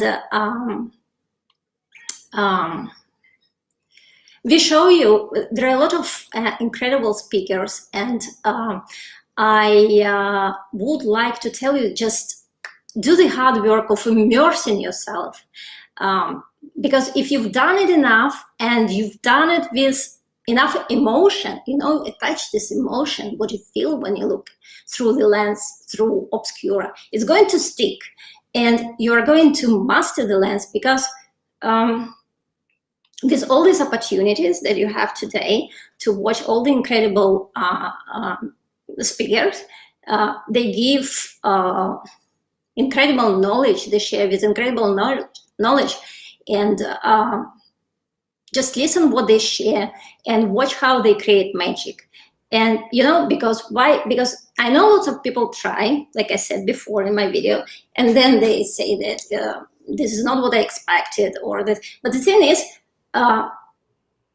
like I said also, you don't go to the gym, but okay, you don't go to the gym and just just for a weekend, and then you stay in shape for the rest of your life, right? So you have to put it like in practice and constantly, and try and different approach, and slightly try something, so you do it, you get what you want. And another thing, that when you go to this gym, for example, yes, I'm sorry, I like analogies, that's why. Love it. If you go by yourself, you will drop out in 2, 3, 1 month, right? But if you have someone, a friend, or a community, or people, or a mentor, coach, who constantly motivates you, keeps you accountable, then you keep going, you create a habit, and you get actually results. Yeah, I love it. It's so true. And that's, a big part of the reason why we created Lensbaby Unplugged, so that you could be a part of community to help you along your way. Anita, thank you so much for your amazing video and your amazing time. Cannot wait to see more from you. Everyone, we're going to take a short break, 5 minutes. If you have questions, please leave them in the chat. Our customer happiness team will be here to answer those questions for you all day. Both the Lensbaby Obscura 50mm and 16mm, or if you just need the optic and the optic swap system, are available right now for order everywhere in the world. So we're going to take a quick break, and we will be right back. This is the new Lensbaby Obscura. It's a really fun lens, and if you're looking for something to really take you out of a creative rut or inspire you to look at the world in a different way, this is a great lens for that. What I loved about the Obscura is the 16mm wide-angle lens, because it allows me to improve the composition in architecture and landscapes. So here it is, the Lensbaby Obscura. Have fun with it and shoot extraordinary with Lensbaby. One of the things that I love about Lensbaby gear in general is it does really, truly push me to try things differently. But one of the things I love about Lensbaby is that they kind of give you back that sense that you're using film, but so much, obviously it's digital. The Obscura lens, which is the new lens from Lensbaby, I love the process of learning how to use it. I love the random effects. I love the fact that there's so much that you need to take into consideration before you use it. I felt like I was actually being a proper photographer. With the Obscura, that's just a little bit different, unique. It's a different kind of mood and experience when you're out playing with your new Obscura. This is the Lensbaby Obscura. This being Lensbaby, you know it's not going to be anything standard, right? This lens would break the way we currently think about photography. Lensbaby Obscura isn't a lens. Obscura is an extraordinary experience crafted in the origins of photography. It's all just a process. It's part of the journey with Lensbaby's new lens, Obscura.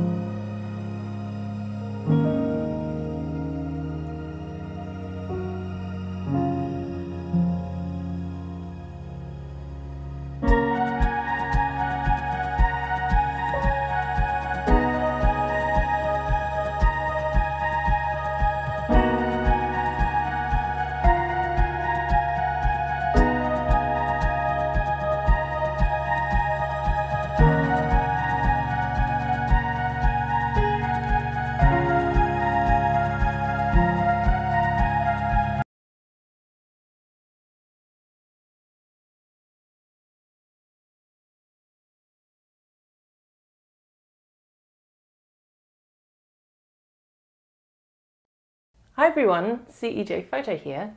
I've been a Lensbaby ambassador for a short while now, and one of the best things I've been able to do during this time is beta test a new lens. And Lensbaby said, This lens would break the way we currently think about photography. So, challenge accepted. This is the Lensbaby Obscura. Take a good look at it. Cute, no? This is one of two versions of the Obscura. This is the 16mm pancake lens made for mirrorless cameras. There's also a 50mm optic version for DSLRs, but I'm going to focus on my experiences with the 16mm mirrorless version. Let's take a closer look. Technically, this is not a lens. It's based on a pinhole camera. It has 3 settings, and these settings are your apertures. This being Lensbaby, you know it's not going to be anything standard, right? Setting number 1, the pinhole. A single pinhole which most closely replicates the look of a pinhole camera. On this lens, this setting represents f90. That's right, f90. This is what the images look like. It doesn't render fine detail, but it does have a lovely soft quality to the images that I personally find very pleasant. Next setting, this is called the pinhole sieve. This is f45. This aperture is a field of pinholes with the center being the largest. This is what the images look like. You can see it produces a lot of artifacts and a glow from light sources. If you zoom in, you can see that there is detail in the images, even though they appear blurry. Finally, the zone plate setting, f22. This aperture is a series of circular rings surrounding a larger central hole. This is what the images look like. You can see, similar to the pinhole sieve, it produces a lot of artifacts and a glow from light sources. But there is more central detail at this setting, and you can see this especially if you zoom in. Detail falls off around the edges of the image, and this is something I'm especially fond of in other Lensbaby lenses. Before you use the Obscura, you'll probably need to clean your sensor. Using such high f-stops makes dirt visible on your images, showing as dark blobs in lighter areas. Make sure you have the right tools for cleaning your sensor, or get it cleaned at your local camera store. One of the first things you may notice about this lens is that there is no focus control. Having such large f-stops means pretty much everything is in focus. You'll get the most control over your images with your camera set to full manual, so you can control shutter speed and ISO settings. With higher apertures, less light enters the camera, so you'll need to compensate with longer shutter speeds or a higher ISO. If you are using longer shutter speeds, best to brace yourself against something solid, or use a tripod or other camera support. Otherwise, throw in a bit of intentional camera movement and see what you get. Shorten your shutter speeds by increasing the ISO, and embrace the noise. Try converting your images to black and white to get that film look. Pinhole photography typically captures stationary subjects and landscapes. At 16mm focal length, this is a very wide angle which will produce image distortion that you can use creatively. You're probably not going to be using this lens to freeze action shots, but pretty much anything else is worth experimenting with. I've tried shooting upwards with my camera on the ground or on a tripod, and the wide angle coupled with the very large depth of field of this lens has given me some really interesting results. I found that just a few simple post-processing edits can really enhance the image and bring it to life. I personally prefer to underexpose with the zone plate setting, bringing up the exposure in post-processing, which I find gives me a good balance of glow and detail. As a portrait photographer, I have my go-to lenses and go-to settings. With less available for me to change on the Obscura, it has challenged me to photograph differently, and also to embrace elements that I might normally shun. So there you are, the Lensbaby Obscura. Challenge yourself.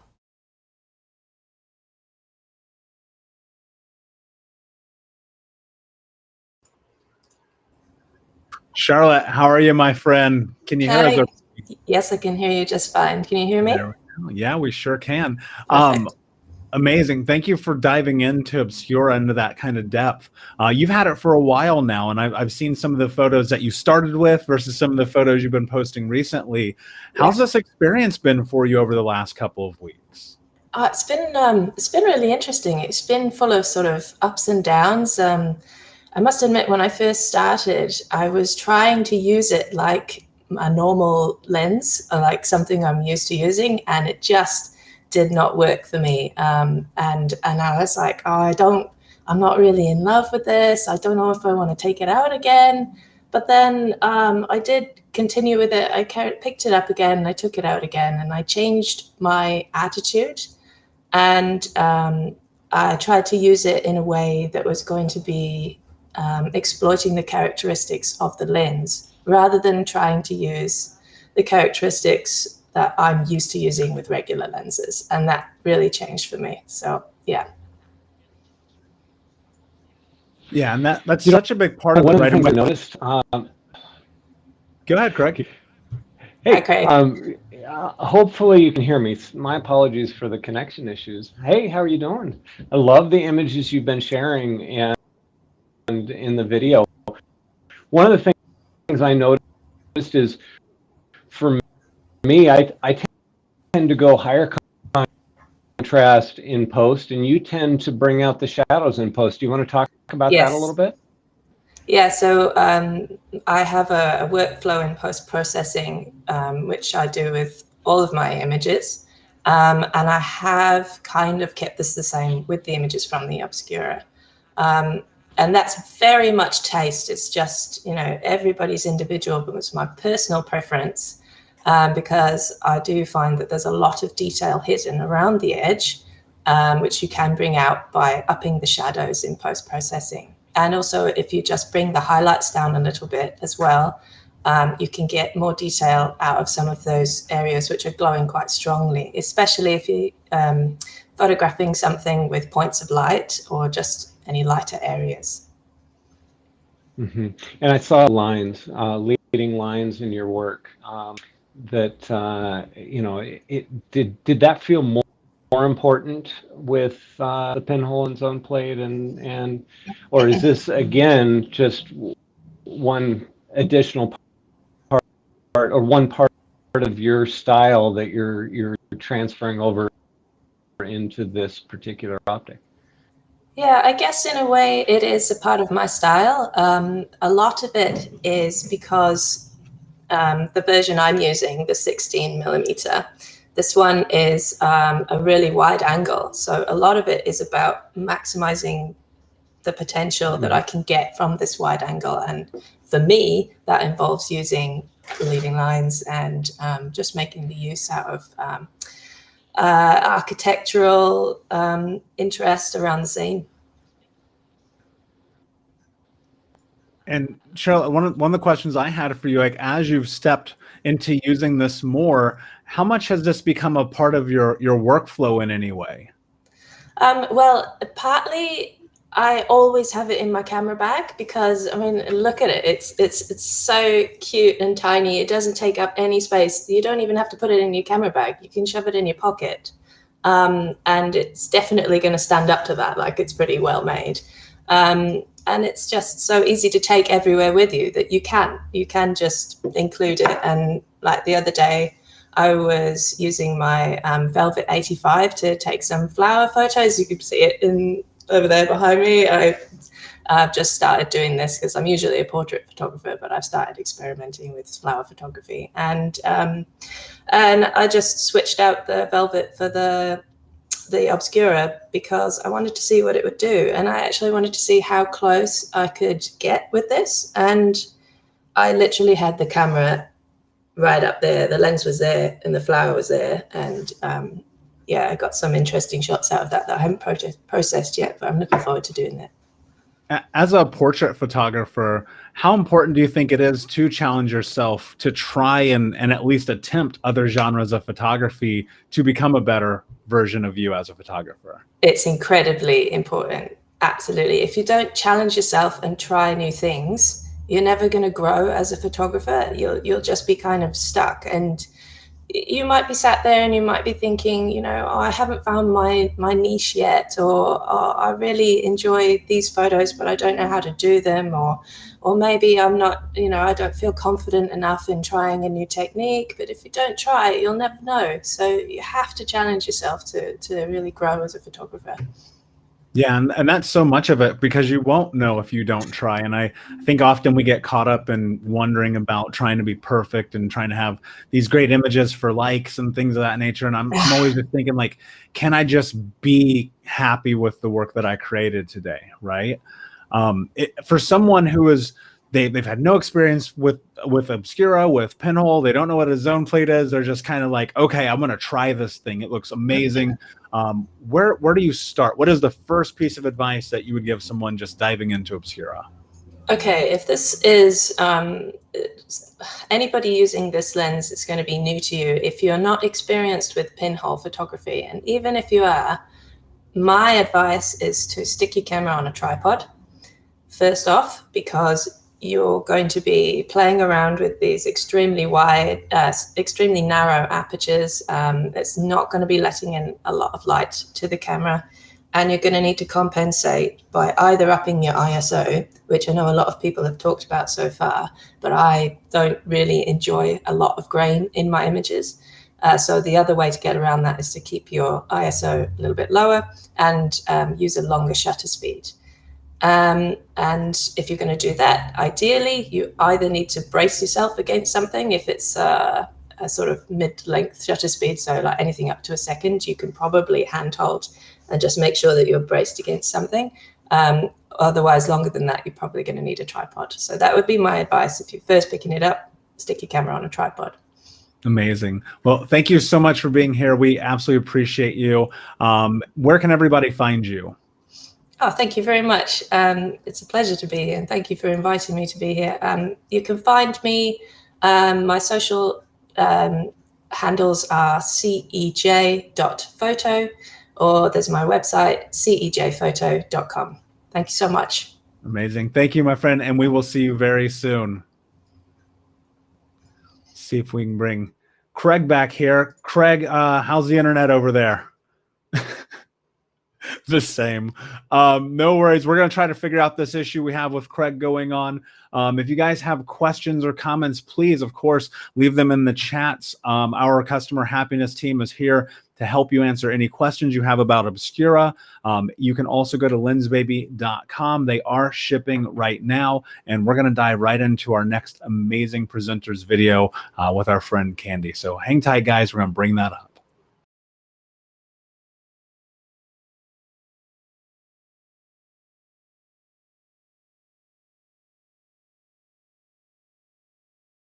Hi, I'm Candy of Candy Photography here in the UK. I'm one of the Lensbaby ambassadors, and I'm going to talk to you, like a lot of people are today, about the Obscura lens, which is the new lens from Lensbaby. This is the 50mm Nikon mount one. I am a Nikon shooter, or Nikon, depending on where you are in the world. I will just say, when this came out, I was a little bit like, what? Digital? Does pinhole? Huh? Now, I know there's also apps on your phone that can replicate it, but one of the things I love about Lensbaby is that they kind of give you back that sense that you're using film, but so much, obviously, it's digital. You get this sense that you're using film again. With film photography, which is what I originally learned on, you have this whole tactile involvement. You load the film, you first of all start with selecting the film, unwrapping the film, loading the film, winding it on, processing the film, all of that. And with digital, you get so much removed. Now, don't get me wrong, you can sit in Photoshop. There's something absolutely wonderful about this lens. In fact, just something as simple as choosing the f-stop by winding it round. I just think that's such a nice little thing. It's just a personal thing for me. But when this lens came out, I was like, I'm not sure how this is going to relate onto digital, because one of the main things about pinhole is that it is the joy of having just a very clunky box or a very clunky like you make it yourself, right? With pinhole cameras, you tend to make them yourself. And I was a bit like, okay, let's have a go at this. Let's see how this works. I did not master it straight away, mainly because I ran off gun-ho. I was like, oh yeah, I know how to do this. No, it's a fabulous learning experience. So many times I would get a lens, I'd save up for it, or a new bit of kit, and I'd save up for it, and I'd get it, and I'd be so excited for it, and I'd be like, yeah, I got it, whoop, whoop. And then it's just like on Christmas Day, you get that present, you unwrap it, you love it for maybe an hour, maybe a day, and then the next day you've forgotten about it. Not with this lens. Now, I know you're going, oh, you have to say that because it's a new product launch. Of course you're going to say that. No, it got to the point with my friendship group that they started nicknaming me Obscura, because I was like, every time we're talking about it and grabbing it out for every shoot we were doing to try and keep seeing what else it could do. I love the process of learning how to use it. I love the random effects. I love the fact that there's so much that you need to take into consideration before you use it. I felt like I was actually being a proper photographer, as in I wasn't relying on the digital side. I had to rely on my brain. I had to really think about things. Simple as like taking the time out to clean my sensor. By the way, if you haven't realized you need to clean your sensor using this lens, yeah, you do. Otherwise you can spend forever in Photoshop getting rid of that dust particle. So cleaning a sensor, and then it wasn't limited like I thought it would be to like landscapes. I really enjoy using it for self-portraits. I totally fell in love with it for portraits in particular because it has this kind of old vibe about it that wasn't contrived. It's very organic, and it's just wonderful. So today I'm going to show you some self-portraits just using natural light, some V flats. So I'm going to take you on. Let's go. Let's see. Hopefully I do this okay, because I am not the best when it comes to teaching, so I hope you enjoy this. So these are the images I got on the day. I put the camera on a tripod, used my phone as a remote trigger, and I love that I was able to sort of change my position of my hands and stuff to create these great overlay images. I really love the quality of these, really do. So pinhole photography generally is thought of as film photography only, but this is where Lensbaby really come into their own. So they basically take the tactility, is that the right term? The tactileness of film photography and give it to you in a digital aspect. You know, the whole process of it, even down to like how you change the aperture on this lens, is all about tactile. So you have to twist the inside, which I thought was amazing, which gives you that little bit of nostalgic film quality back, so you kind of have that same fun. Now, I will just say I'm going to do some portraits in direct sunlight, in the sun, to give you some sort of idea what it's like to photograph from that. These are self-portraits, and then I'm going to shoot some portraits at night with low light to see how they turn out as well. Top tip, tripod and remote shutter. You need to have this on a tripod. You can hand hold it if you really steady, but honestly it doesn't really work. I did some portraits where I did some handheld ones. They weren't as great. Mainly because I needed quite a long shutter speed, so you know, top tip for you all. But as you can see, the UK has just got one patch of sunshine today, so I thought I'd jump on with my Vote for Pedro, which, if you know, Napoleon Dynamite is one of my favourite movies. I'm wearing that, and my normal sunnies, because every now and then the UK has sunshine, and it is very temporary, so I'm just jumping on that. And I'm going to go and photograph this. By the way, check out the back of my jacket. So let's see how I get on. As you can see, the sun is... So I'm going to hide in my palm here, and I'm going to try and see this strong contrast of light. So what I'm going to do is I've got it on a tripod just in front of me, right there, and I'm going to enjoy this. I am on, let me just go forward so I can reach you, f161, which is massive. I know you're thinking, what, that's a huge f-stop. Yeah, it is, but this is pinhole, baby, and you're in for the wild ride of pinhole. Remember, it's almost impossible to get it in focus. Live view may help you, but do you know what the fun is? This does not knowing how it's going to turn out, and I think that is something that's absolutely beautiful about digital, having this lens. So let's get some shots done and see how they turn out. Remember, pinhole is an aesthetic that is loved by many, and it's not for those who want super sharp, but it has got a beautiful nostalgic sort of feel about it, and it is really well, I believe, translated into this digital format. So once again, put on a tripod, camera there from my dog Elvis Houdini. I'm shooting on a Nikon, it's a full frame, it's actually my backup camera, so here we go. I'm going to use a remote shutter, and what I will say is high contrast in light really works here for me. I really love, it's kind of, I don't know, maybe it's my styling, I went for it, it's got a 70s vibe. It reminds me of those kind of photos that my mum and Nana used to take of me. You gotta love the grain. I personally embraced it, loved it, got a little arty with my posing there. But yeah, I really enjoyed these, and they proved really popular. One of my dog, that's Miss Frank, and then a selfie, the handheld one I spoke about. Hey guys, so it's a couple of days later, and I've been reflecting on the Obscura lens, and I just thought, do you know what, in this day and age people are more cautious with their money, or I'd like to think we are, and so I thought, what could I do with this lens other than just take self-portraits, which was my first calling. Like, let's take some self-portraits, because it's something I actually enjoy, do all the time. And I sat there and thought, well, what else do I do throughout the day? Now, I don't necessarily use every single lens I own for every single portrait session I use, so it would be weird to then whack it out on every single portrait session, because you can see, if you can take self-portraits, the next step is obviously taking portraits of people. So then I thought, do you know what? Let's try what I love doing, which is night photography. I go around the local town where I live and thought, can it do it? Now, obviously, with the f-stops at the number that they are, we are going to get minimal lighting in here, so I knew straight away I needed to get a tripod. So I found a tripod. I say I found it, I managed to find one in the boot of my car. So I got it out, and I walked along the street with my friend, and we set it up, and I tell you what, the amount of people who absolutely loved wanting to know what I was doing with this lens, and they're like, I haven't seen a lens like that before, and I was like, I can't really tell you much about it because, you know, it's not launched yet, but it's a really good thing, and if you check it out, you know, like you guys are today, you'll see it. This is neon signs of a local pizza restaurant near me, and this is the buses. I love this. It's got a very film noir vibe for me. I love them. I will say that I wanted to say I struggled with it, but I didn't. I kind of like the idea that I kind of guessed where it was going, and what I got was happy accidents. And it really felt like I was getting back to the film side of photography. Yeah, I was using a digital, so if it went wrong, I wasn't wasting loads of film. I could just delete and start again. I played with the different apertures that were available, and I found that actually I really loved them. They kind of had this gritty, nostalgic, film noir vibe. I really loved them. I really loved them in colour, and I also did a bit of shutter drag naturally because I had to expose the camera sensor for quite a long time. Got these great light sort of trails from the cars, and it was just fabulous. I hope you enjoy the images. I really did enjoy this lens. I will just say, I naively thought this was a kind of one-trick pony lens, and I wanted to just prove that myself, and I think I did it.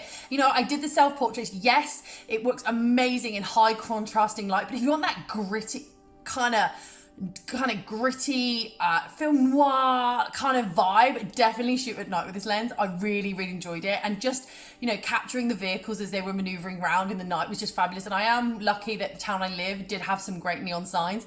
I am going to use this lens a lot more, and I'm going to actually not use it so much for self-portraits. I'm going to see if I can do a lot more night portrait with it. Anyway, I hope you have an amazing time if you get hold of this lens. Enjoy all the videos from my fellow ambassadors. Really get out there and create. And I will just say, this is one of the lenses that definitely gave me that feeling that I was back using film. I absolutely adored it. I did have a love-hate being with because I was frustrated that I was thinking too intense about it. So my top tip is keep it simple, and it really does give you that enjoyment of film photography. Overcomplicating it just made it just not work for me.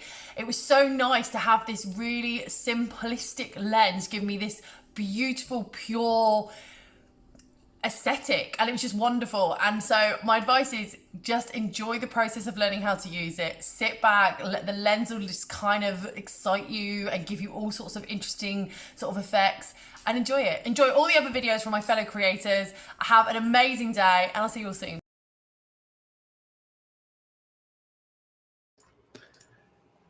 It's pinhole, baby. Pinhole, baby. Pinhole, I love baby. that. I love that. Thank you for being here. You might need to turn me down just a little bit, get some echo from you. Sorry. You said something really wonderful, and you said, Obscura made me feel like I was a proper photographer. Can you talk about that some more? Oh no, I hope we didn't lose her. Hold on, where's she at? Candy, can you hear me? I'm here. Yeah, I'm here, but I get a little bit of echo from you, so I apologize. When it came to being a photographer, you are instinctively told that you have command of all these controls, and when you're in digital format, I feel like you kind of get, I don't want to say it's an offender, but you're kind of lazy with it because you know that the camera will pick it all up, right? You know that you can save it in post if you get really stuck, and that you can manipulate the image. But when it comes to pinhole, there's a lot of it's taken away from you, and you really do have to think things through. And so you're sat there, and you're not just having this huge, magnificent camera telling you how to do everything, and although your brain is open for you to do it, this lens kind of removes a lot of it, and you have to think around those obstacles. I went out at night, and I was like, oh, I can't even see anything from a viewfinder or even in live view, and I spent ages fiddling with it. And we had people in cars stopping us and like, hey, what are you doing? And then I had people like wanting to follow what I was doing. I was like, I can't tell you because I started, and it just suddenly I felt like I was actually being challenged by this little lens, and suddenly I was actually being a photographer. I wasn't just knowing that if I whack on my 85 I'm gonna get this like beautiful separation with my subject. I was actually having to learn again, and if anything, it stripped away every bit of knowledge I had about digital photography and brought back all my film experience that I had, and suddenly doing film photography on a digital. And although I had the privilege of being able to delete imagery if it was wrong, and that was quite a lot of times that I got it wrong, it was the fact that I was just challenged. Like I couldn't just click a portrait and go, yeah, autofocus, yeah, it's all right, it's done. I actually had to go, Is that, did I get, yeah, it's okay, babe, we got this one, we're good, that one's in the bag. Like, I got home and I was going through and I was like, yeah, no, we got this one's good, we're good. Yeah, and my dog did amazing. I think my dog needs a bit more praise because Miss Frankie, she looks really totally. And one of the things that I saw that you did incredibly well was night photography. And I think that this is like the perfect application for that. Talk about your experience in shooting at night. So I live in a small town. It's quite famous for the fact that it's the location of the musicals Kinky Boots, but it's just a regular town. It's not massive. It's not got any extravagant locations that you might think, but I absolutely love it here. And so taking the tripod out and actually remote shutter because I didn't want any wobble, but looking for places where there was going to be light trails, so like where there was a lot of traffic or looking where there was some neon signs. And I'd already done a YouTube video where I used the shop signs as a way to illuminate my portraits. So I knew roughly where I was going to go, but it was utterly fantastic because you got this idea that when you got home, you opened up these images and they weren't sharp, but they felt almost like they were so nostalgic. It was almost like you were looking at your grandparents' pictures.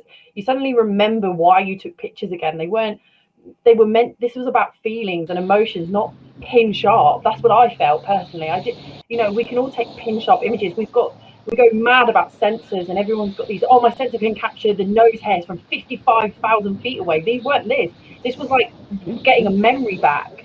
It was like when you watch those old movies and they do that dreamy sequence and then it's like, here's your memory from a child. It was like that, except it was now, and it was just this perfect blend. And I think my grandparents would have loved to have seen these. I think that was something, yeah. I love that. It's like getting a memory back. Yeah, it's exactly what it was. He was like capturing now for later, but it was perfect. I loved it. That's the right show. Talk to me about the contrast. You chose really high contrast for your self-portraits. Okay, so I'm so pale, I'm a mushroom. I'm like, I live in the dark, I grow in the dark, I'm a mushroom. So when the Britain, can you believe it, we had sunshine. I mean, that should have been worldwide news that UK got some sunshine. And it was blistering heat. And I was like, I'm getting out there. And all my friends were like, whoa, put some factor 50 on because you are pale, babe. And I was like, all right, I'm hiding in a tree. And I did hid in a tree amongst the spiders and the foliage. And it really worked. I wasn't so sure it worked. And because I am so pale, I'm reflective, I was worried I'd get burnt out.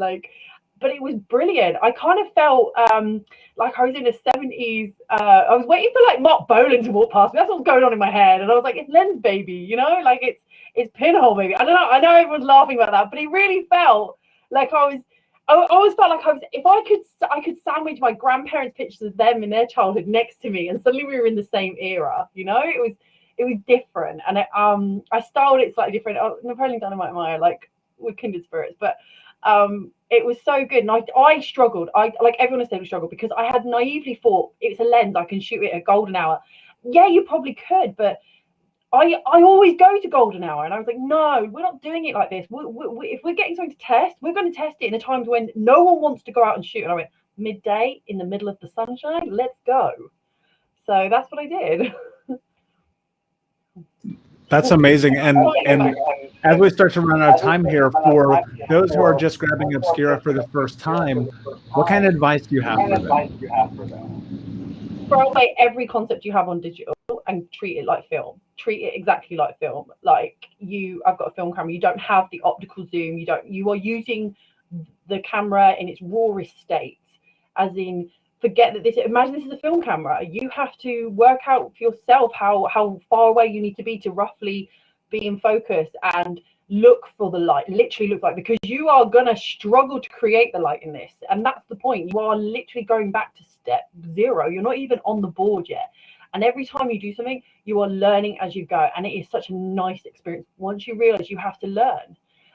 Yes, we all did Pinhole at school. I'm sure we did. I know I did. But this is so much as close to being film as digital allows, if that's the way to say it. I really enjoyed it once I got my head around that. I needed to stop thinking I knew how to use this lens.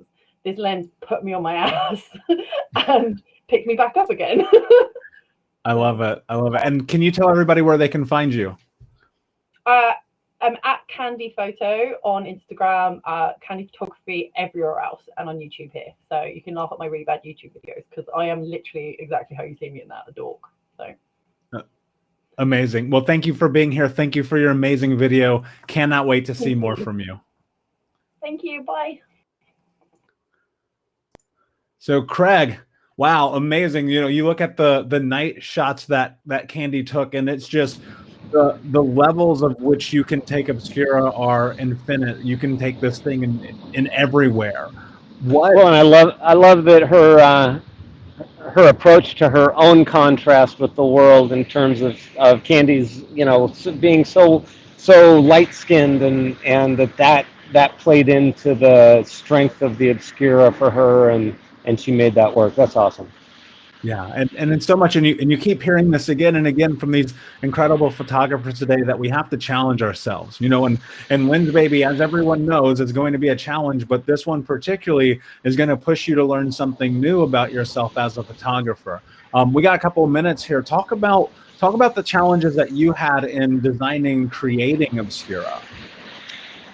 So working with the suppliers that I get the privilege to work with, I'm trying to bring in ways of making things that have never been applied to camera lenses.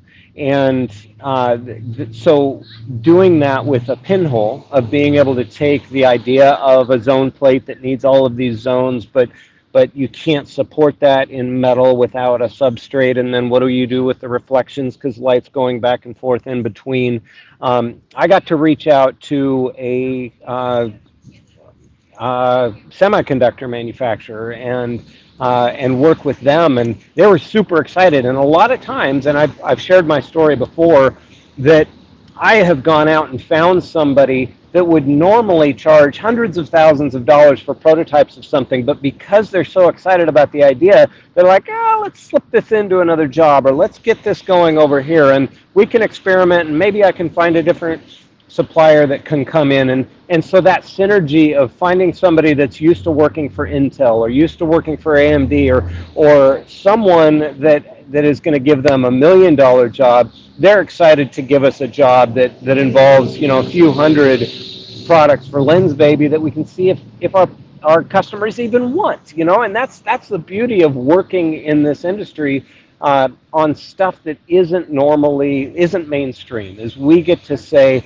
hey, this is what we want to make, and if our users want it, and if this passionate group of photographers are used to working with these niche lenses that we bring out, are excited about this, then great. And so I think that collaboration and getting people excited about something that's never been done before in a different industry than they're used to working in is one of the most exciting parts of my job.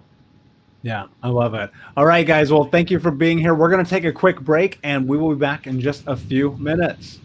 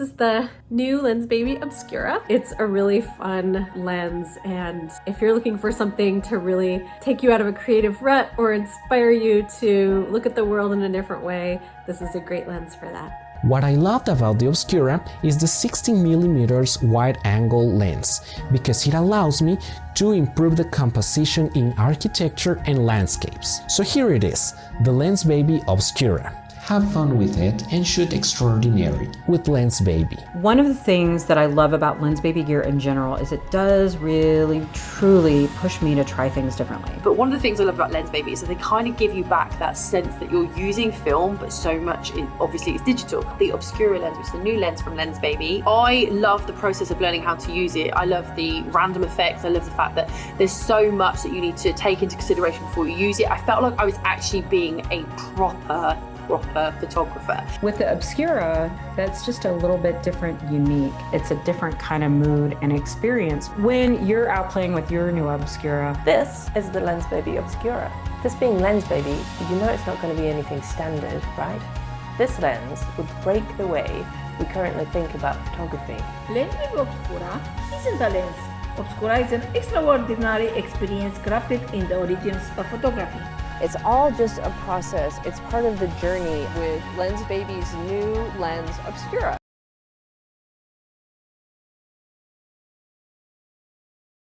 Hi everyone, my name is Juan Pablo and I'm a graphic designer, artist and photographer. And in this video we will be talking about the new creation by Lensbaby. One of the greatest things that have happened to me during my career is to become part of the Lensbaby Ambassador program. This opportunity has allowed me to test a new lens. So here it is, and it's called the Obscura.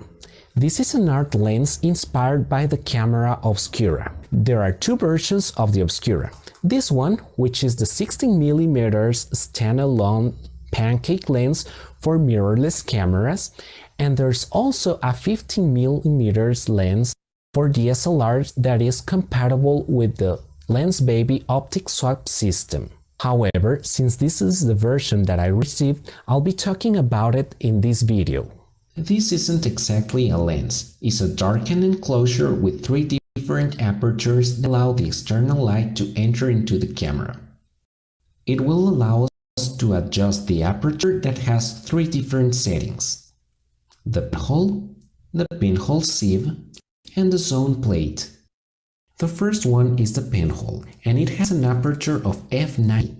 This setting is a small pinhole, and you may notice that everything is in focus and it adds a vignette in the corners of the picture. The second one is the pinhole sieve, and it has an aperture of f45. This picture may seem a little blurry, but if we zoom in, we can appreciate that the image is in focus, adding an ethereal look to the edges of the objects. The third one is the zone plate, which has an aperture of f22. This setting is built by many concentric circles, adding to the image a blurry effect. We can also notice that the edges of the pictures are blurry. The first images that I've shot with the Obscura have some dust spots on them. This happens because we're shooting at really small apertures. To avoid so, we need to clean our sensor before shooting. If we're going to clean it at home, we can use an air pump and a lens pen. We can also take it to a local camera store for a deeper cleaning. For shooting, we need to mount the Obscura in our cameras. Then we will see that the Obscura doesn't have any focus ring, but we're shooting with small apertures. We will have pretty much everything in focus without the need of adjusting it. Then we need to adjust the exposure. To do so, let's start adjusting the aperture in the setting we need. With smaller apertures, less light will enter into the camera, so we need to compensate by decreasing the shutter speed or increasing the ISO. We can mount the camera in a tripod and do a long exposure for still objects. We can also shoot without a tripod, holding the camera with both hands. But we will need to increase the ISO and the noise will appear in our picture. This also happens in the situations that our subject can't be still. Something that I've noticed is that we can double the image when adjusting the aperture between two of the settings. This way, we can have a ghosty image that has a vintage and mysterious appearance. With a little bit of post-processing, we can enhance our pictures, giving them a professional look. What I loved about the Obscura is the 16mm wide-angle lens, because it allows me to improve the composition in architecture and landscapes. I have also used the Obscura for still objects and portraits, and the results have pleased me a lot, because they remind me of how pictures look back in the 19th century, but using a digital camera. I have found that the Obscura is perfect for photographers that want to see the world in a different way. So here it is, the Lensbaby Obscura. Have fun with it and shoot extraordinary with Lensbaby.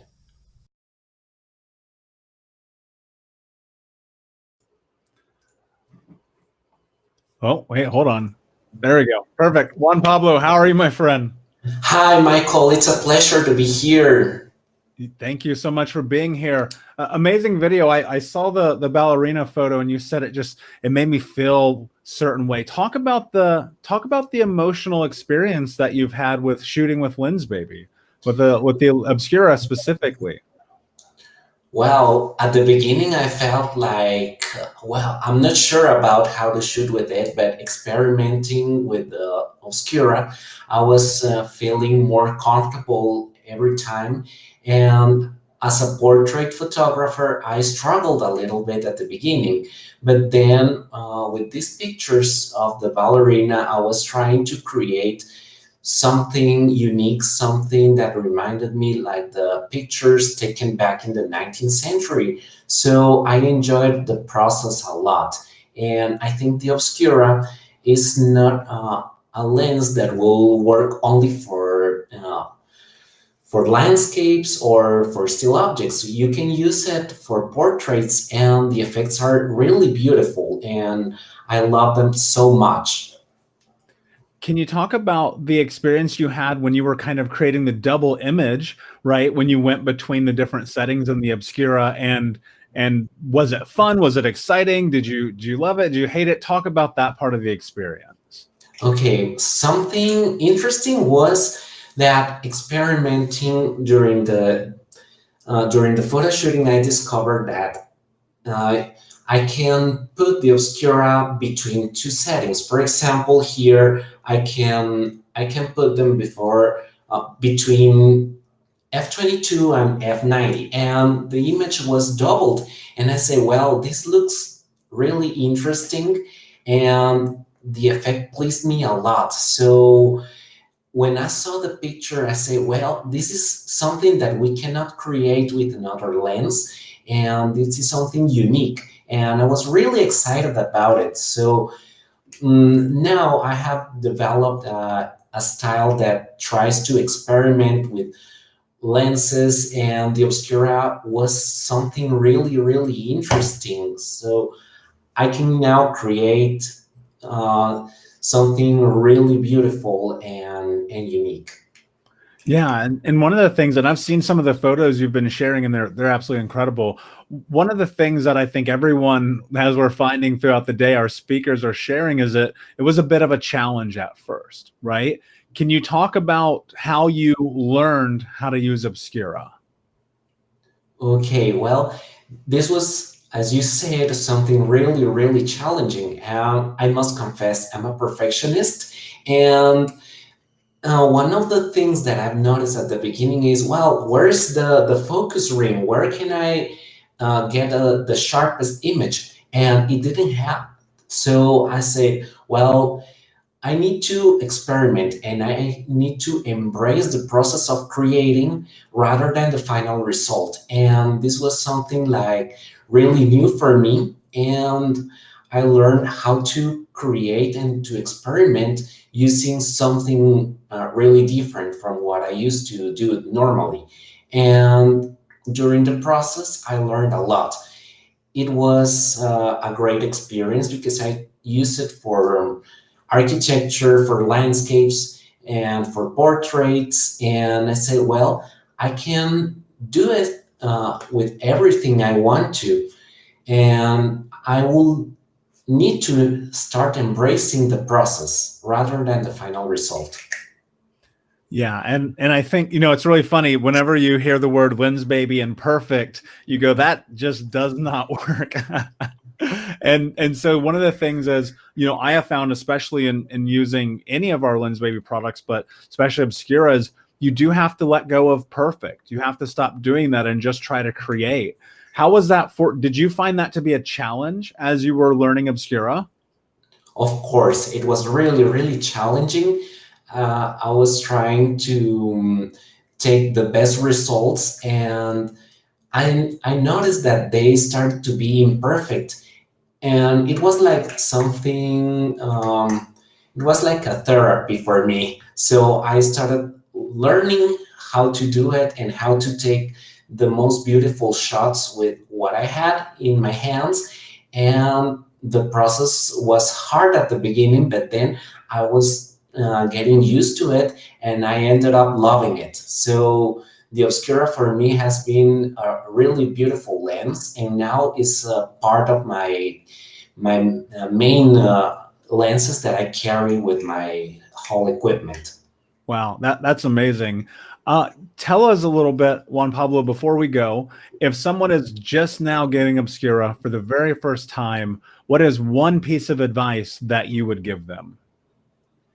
I will probably say not to give up at the very beginning. It's a process of learning, and the images at the beginning probably won't look at as they want to. But my best advice is to embrace the process, and then you will start loving the results until you get used to them, and you will have to have all the ability to think more about what we want to create, planning the shots before, and then if they don't go as you would like to embrace the results. Every photo will be unique, and that's something really amazing. Yeah, and that's such a huge part of it is the uniqueness of every photo being different. Juan Pablo, thank you so much for being here. Can you tell everyone real quick where they can find you? Yes, you can find me on Instagram as Paul Janov, and I have a YouTube channel. It has the same name, and that's it. Awesome. Well, thank you so much. We appreciate you. Cannot wait to see more of what you create. Thank you so much, Michael. Thank you, everybody, for joining us today, and it was a pleasure. So I think we have Craig Strong back. Craig, are you here? Yeah, I'm here for the moment. Can you hear me? Yeah, we got you. We're good. So guys, in the chat, Craig was having some technical difficulties with the internet, but we seem to be good now. If you have questions, please feel free to leave them in the chat.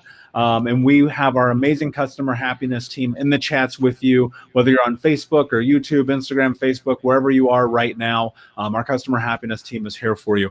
We've had a few people asking about why there is no 50mm version of the pancake lens. Craig, do you have any insight on that? Well, I'm not sure. Like, are we talking a standalone that's not part of the optic swap? Yeah, exactly. Okay.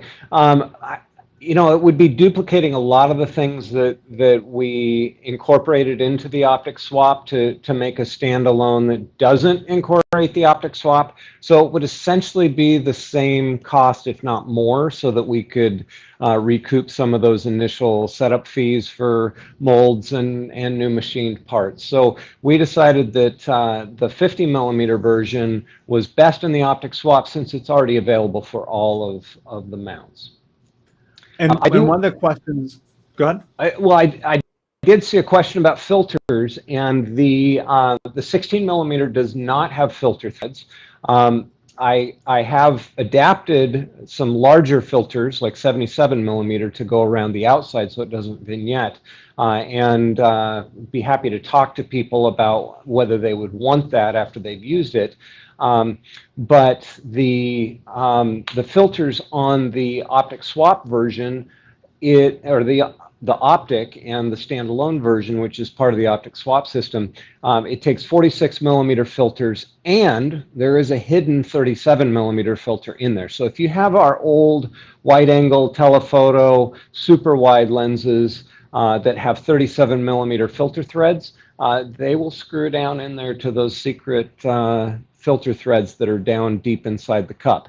The only disadvantage is if you have something that has a macro lens on the back, be careful not to screw it on too tight, because you might not be able to get your fingers around the outside and get that out real easily. So one of the things, and we have just a minute here before we take our next break, but one of the things that we've heard from all of our amazing presenters today is this idea about patience while simultaneously challenging yourself. Can you talk about that a little bit more and why that's so important, especially as you step into Obscura? So I would like to add a third option, and that's play. And because patience and challenging yourself, that sounds like a lot of work. And I think when we go out and there's nothing to lose, and we're just like, hey, you know, let's see what we can create here. It's just a lot more fun, and it feels more like play. And so when we go out and we have to make it work, and we've been looking at these amazing images that Juan Pablo and all of our speakers have been sharing with us along the way, and we say, I want to be able to do that. I want to be able to do it now. Now that's a challenge with anything, but it makes it less fun. And so I think if we can go in and say, you know, I want to play. I want to have fun with this. I want to go out for an hour, and I just want to have fun, even if not a single image is what I was after, because that patience and the learning curve that's part of that is that sounds like work.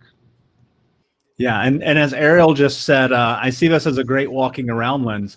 Yeah, and we've seen people with amazing night shots, with portraits, with all kinds of things. And coming up next, we're gonna sit and watch Shelly, who is an amazing toy photographer, and her journey with Obscura. So we're actually going to take a break right now. If you have questions, Craig and I are in the chat. The customer happiness team is in the chat. We're here to support you. Ask any questions. Someone asked, is Lensbaby shipping the Obscura right now? The answer is yes. They are going out the door. Even some people you might have seen earlier were leaving in the chat. They already got their shipping confirmation. So you do not have to wait for Obscura, whether you're doing the pancake, the optic, or the 50 millimeter. Check out lensbaby.com, and we will be back in just a few minutes. The new Lensbaby Obscura. It's a really fun lens, and if you're looking for something to really take you out of a creative rut or inspire you to look at the world in a different way, this is a great lens for that. What I loved about the Obscura is the 16mm wide angle lens, because it allows me to improve the composition in architecture and landscapes. So here it is, the Lensbaby Obscura. Have fun with it and shoot extraordinary with Lensbaby. One of the things that I love about Lensbaby gear in general is it does really, truly push me to try things differently. But one of the things I love about Lensbaby is that they kind of give you back that sense that you're using film, but so much, obviously it's digital. The Obscura lens, which is the new lens from Lensbaby, I love the process of learning how to use it. I love the random effects. I love the fact that there's so much that you need to take into consideration before you use it. I felt like I was actually being a proper photographer. With the Obscura, that's just a little bit different, unique. It's a different kind of mood and experience when you're out playing with your new Obscura. This is the Lensbaby Obscura. This being Lensbaby, you know it's not going to be anything standard, right? This lens would break the way we currently think about photography. Lensbaby Obscura isn't a lens. Obscura is an extraordinary experience crafted in the origins of photography. It's all just a process. It's part of the journey with Lensbaby's new lens, Obscura.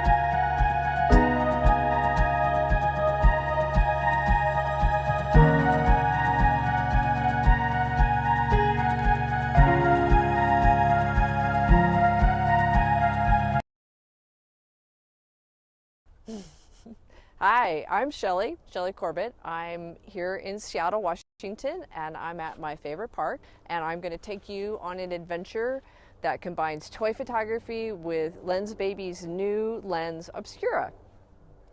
Here I have the Obscura mounted on my trusty Sony, and it's this lovely little narrow profile pancake lens. It has 3 settings, f/22, f/45, and f/90. And for me personally, I tend to think about it not so much in terms of f-stop, but in terms of effect. So if I don't want any effect, I'll use f/90. If I want full effect, I'll move to f/22. And if I'm looking for something in between, I'll move to f/45.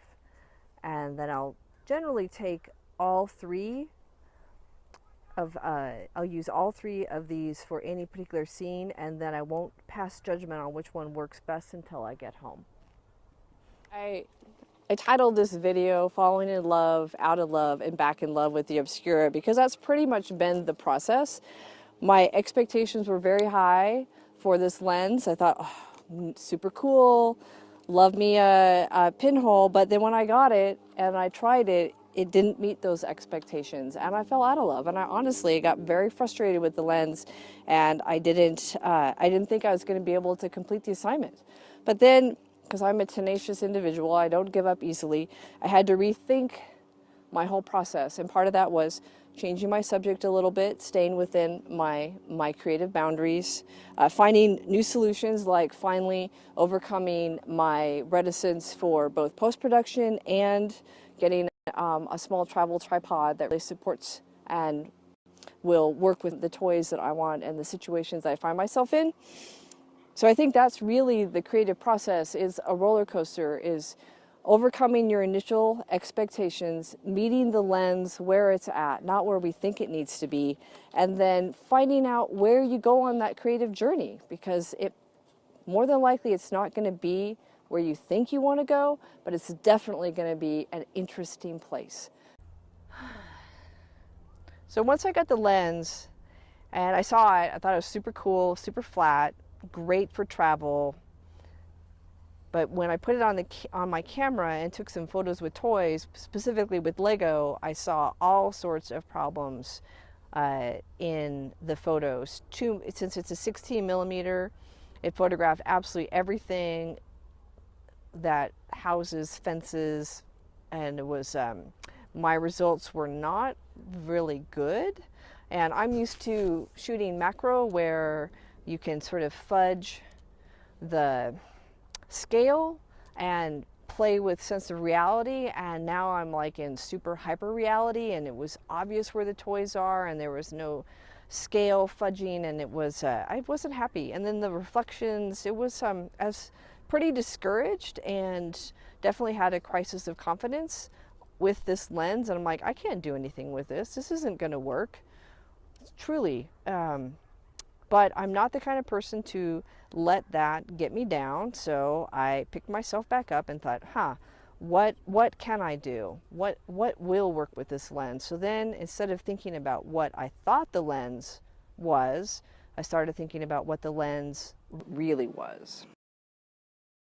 With the new lens, it's really about figuring out, it's like a Rubik's Cube, is what is the solution? So one of the things I'm thinking about is changing the scale and moving away from a 4 centimeter tall Lego and moving with something a little bit bigger that would take up more of the space. That 16 millimeter is just so wide. I mean, it's beautiful. It's an absolutely beautiful lens, but not something I would choose normally with toys. So it's a conundrum.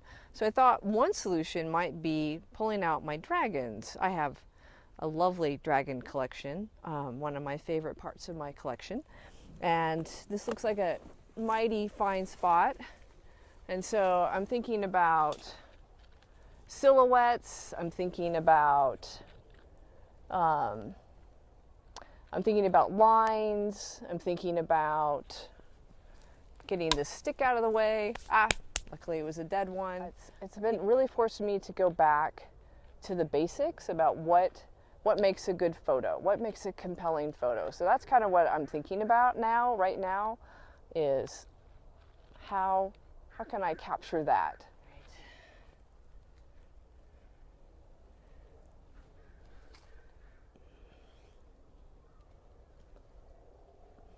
One thing about this lens is like, you really, really, really have to get close. When I've looked at the final image from this dragon pose, it made me very happy because it showed me what the potential for this lens could be. So it was the first glimmer of hope to me that yes, I could actually take a good photo of a toy with this lens. So that what made me very happy, and there was a real sense of relief. Also, I love its mystic nature and its atmospheric quality. And so if I can bring, and that's really missing in my photos in general, so that sort of darkness. So if it can open new doors of inquiry for me, that's really actually a real plus. It's just going to take me a while to figure out how to do that again. But that's the creative process, is banging your head against the wall. Sometimes you get it, sometimes you don't. Sometimes you can repeat it, sometimes you can't. But it's a process, it's a journey. So even though those first images that I took at the house were super discouraging and made me show all the, I don't know, the creative process, my original ideas just weren't going to work. Now with this dragon photo under my belt, I feel like, oh, okay, there's hope. There's hope in all of this. The creative process is a freaking roller coaster sometimes. So now we're on the hunt for a new location. Let's bring out those Muppets. Let's see what they can do. And seeing if changing scale is going to be the answer.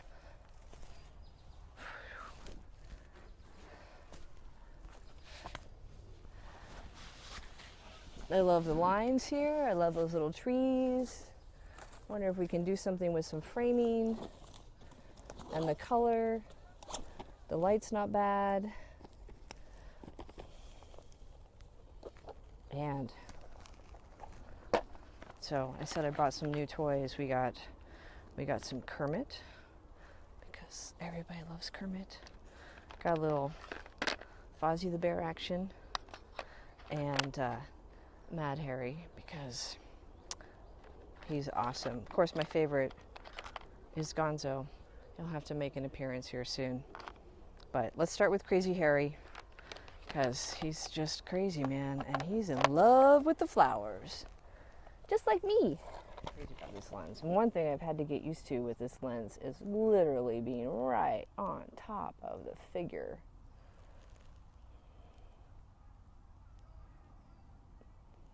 And that's too long of a shutter speed, messing around with my ISO.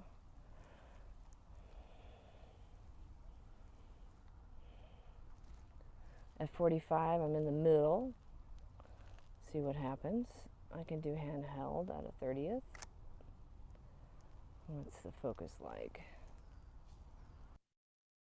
All these things, and then when you look at it, you're like, man, that glow, it's just kind of crazy. How much of that is gonna... This is the thing that's so hard with this lens is anybody gonna be able to recognize the toy when it's that obscured by the glow? Okay.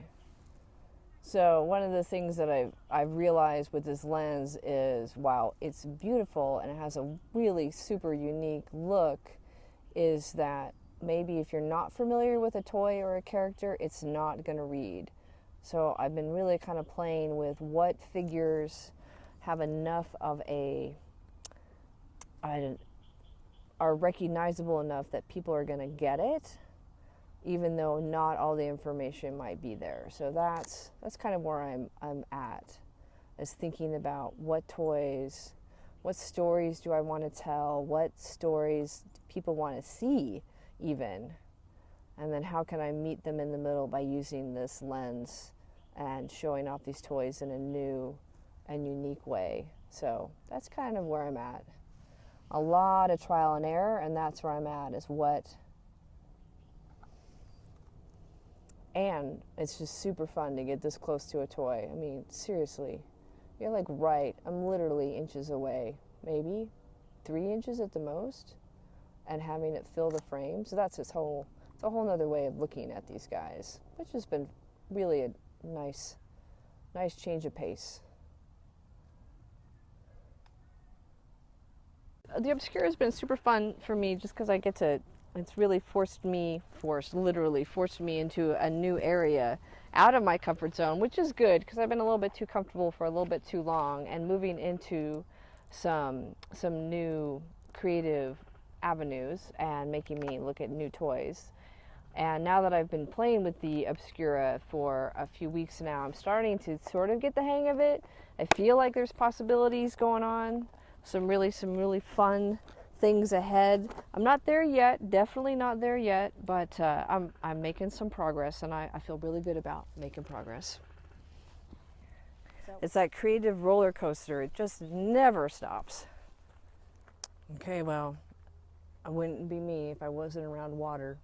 So I had to search high. Normally I don't shoot over here, photograph, because the water tends to be really deep and it's a high traffic area, and I'm a little shy when it comes to photographing toys. I know that's you probably don't believe me, but I am.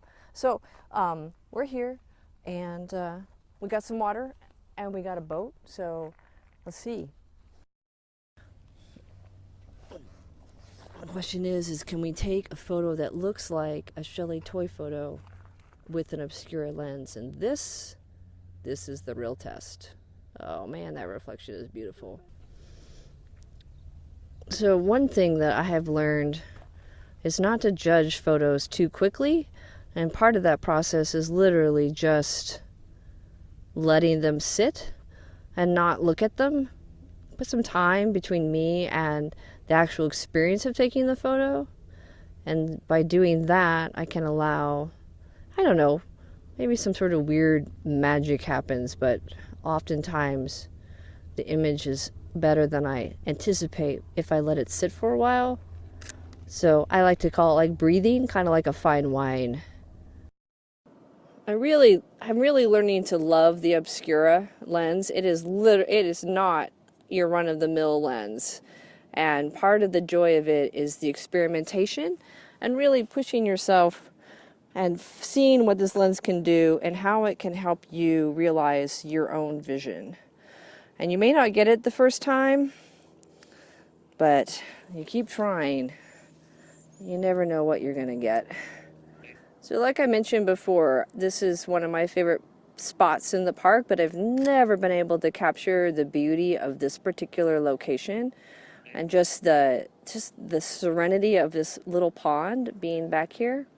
And this wide angle lens of 16 millimeters, probably the closest I've been able to get to that vision I have of this pond. And I think that Kermit probably the best figure for this location. My experience with the Obscura and my creative process, the high, the low, and then sort of the midpoint, can be described as irrational exuberance, followed by dark night of the soul, followed by, not bad, I'm kind of happy where I got. That roller coaster ride can be applied to any lens, to any creative process, to pretty much any artistic endeavor that you embark upon. So I hope you will take some solace in my pain and knowing that I too have been there, and it's part of the creativity, and you just have to work through it. Well, thanks so much for coming on this crazy journey with me. I tell you, the Obscura definitely threw me for a loop, but I persevered, and now I invite you to join me on this journey with the Obscura. And if you do decide to give this lens a try, take some toy photos, tag me on Instagram, Facebook, come find me online, show me your photos, I'd love to see them. If you're interested in taking a creativity workshop, I offer them a couple times a year. Would love to work with you, and we can just go through this crazy process together. And actually, all this doubt made me realize that this is what I put all of my workshop attendees through, is I make them think about their process, and that's what this lens has done, is made me think deeply about my process and why I do what I do and what kind of stories I want to tell. It's so easy to look at our photos and say, whatever it is that we took, and go, oh, we failed. And at this point, I don't even know what fail means. It seems like it's such a subjective term, whether I succeed or fail. It's all just a process. It's part of the journey of learning, going from here to there, and enjoying the process of beginning on a journey. And I don't even know if there is an end to a journey. It's just one step after another on this path.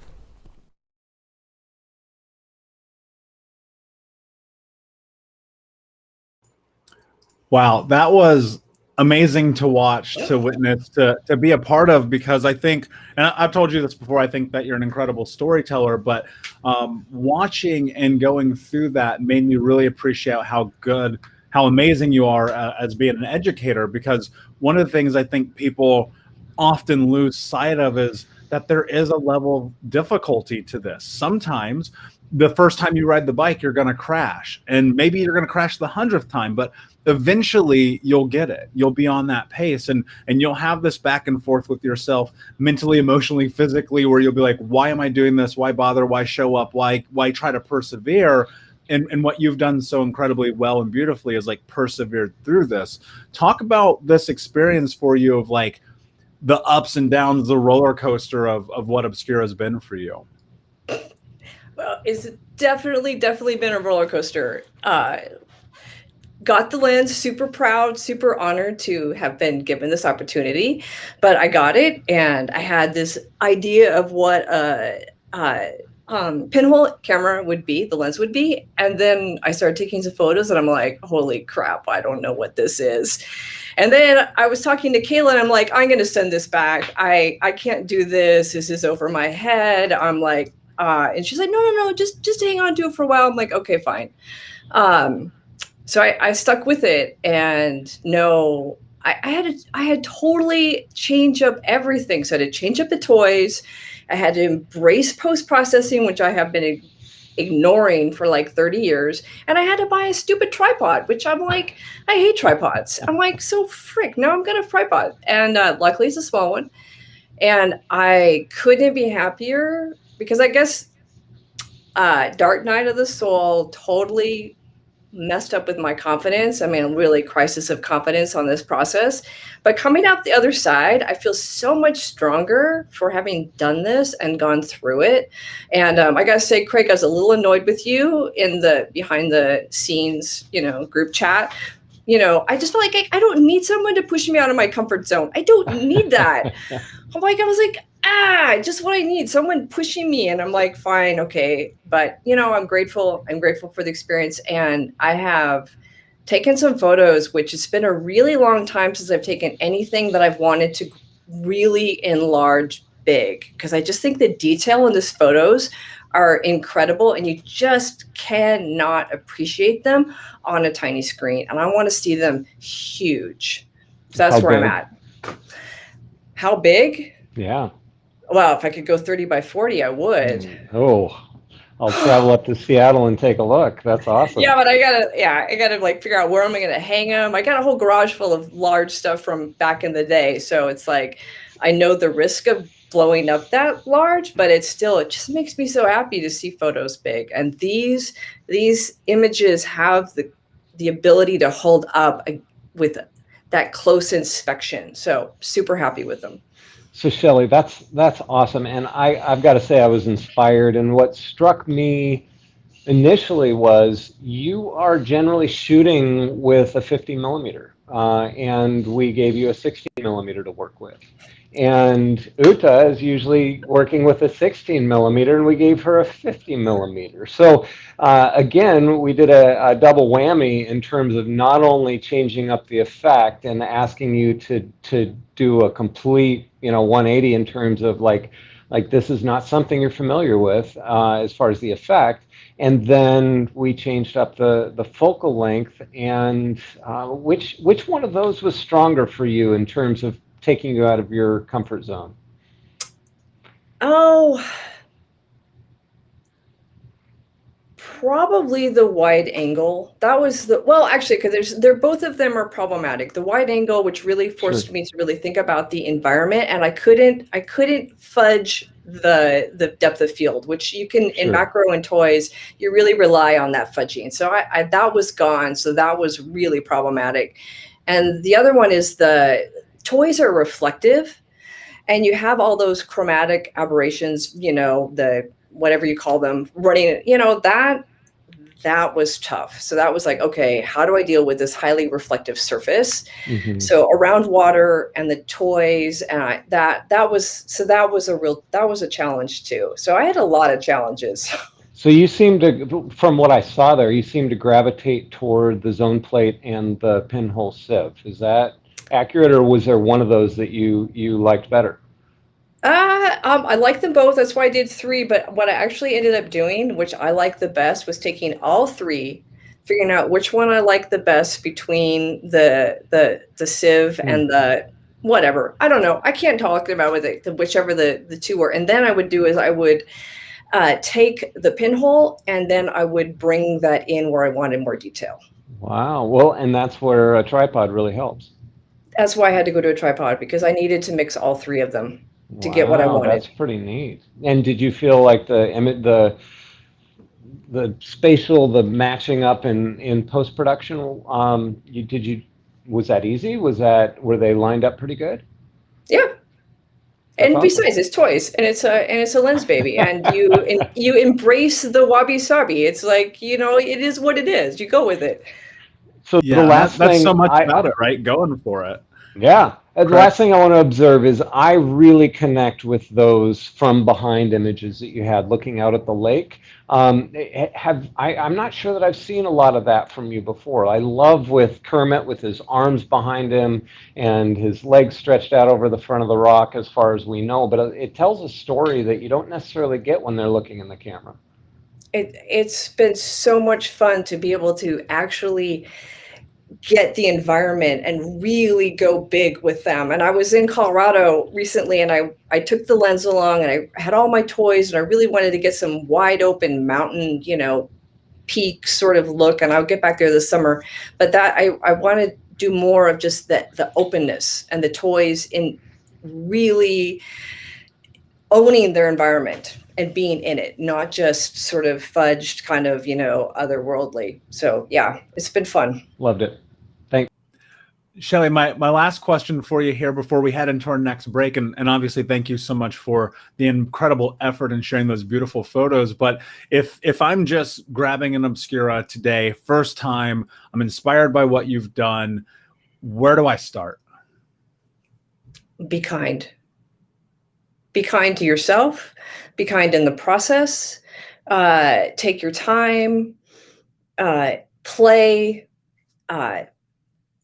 Don't have any preconceived notions of what this lens is going to be, because I don't know your style. You don't know how it's going to translate into this lens. It's going to be what it's going to be. And I'd say just open up your mind and just see where it takes you. And it may be someplace you couldn't even imagine. So just go with it. It's amazing. Thank you. And thank you for being here. Everyone, we're going to take a quick break. So if you have questions, please leave them in the chats for us. And we're going to take 5, and we'll come back with another amazing presentation. Thank you all so much. And a reminder, Obscura is available everywhere right now for you to get. So if you live pretty much anywhere except Antarctica, we'll get a way to get it to you. So have a quick break, guys, and we'll be right back.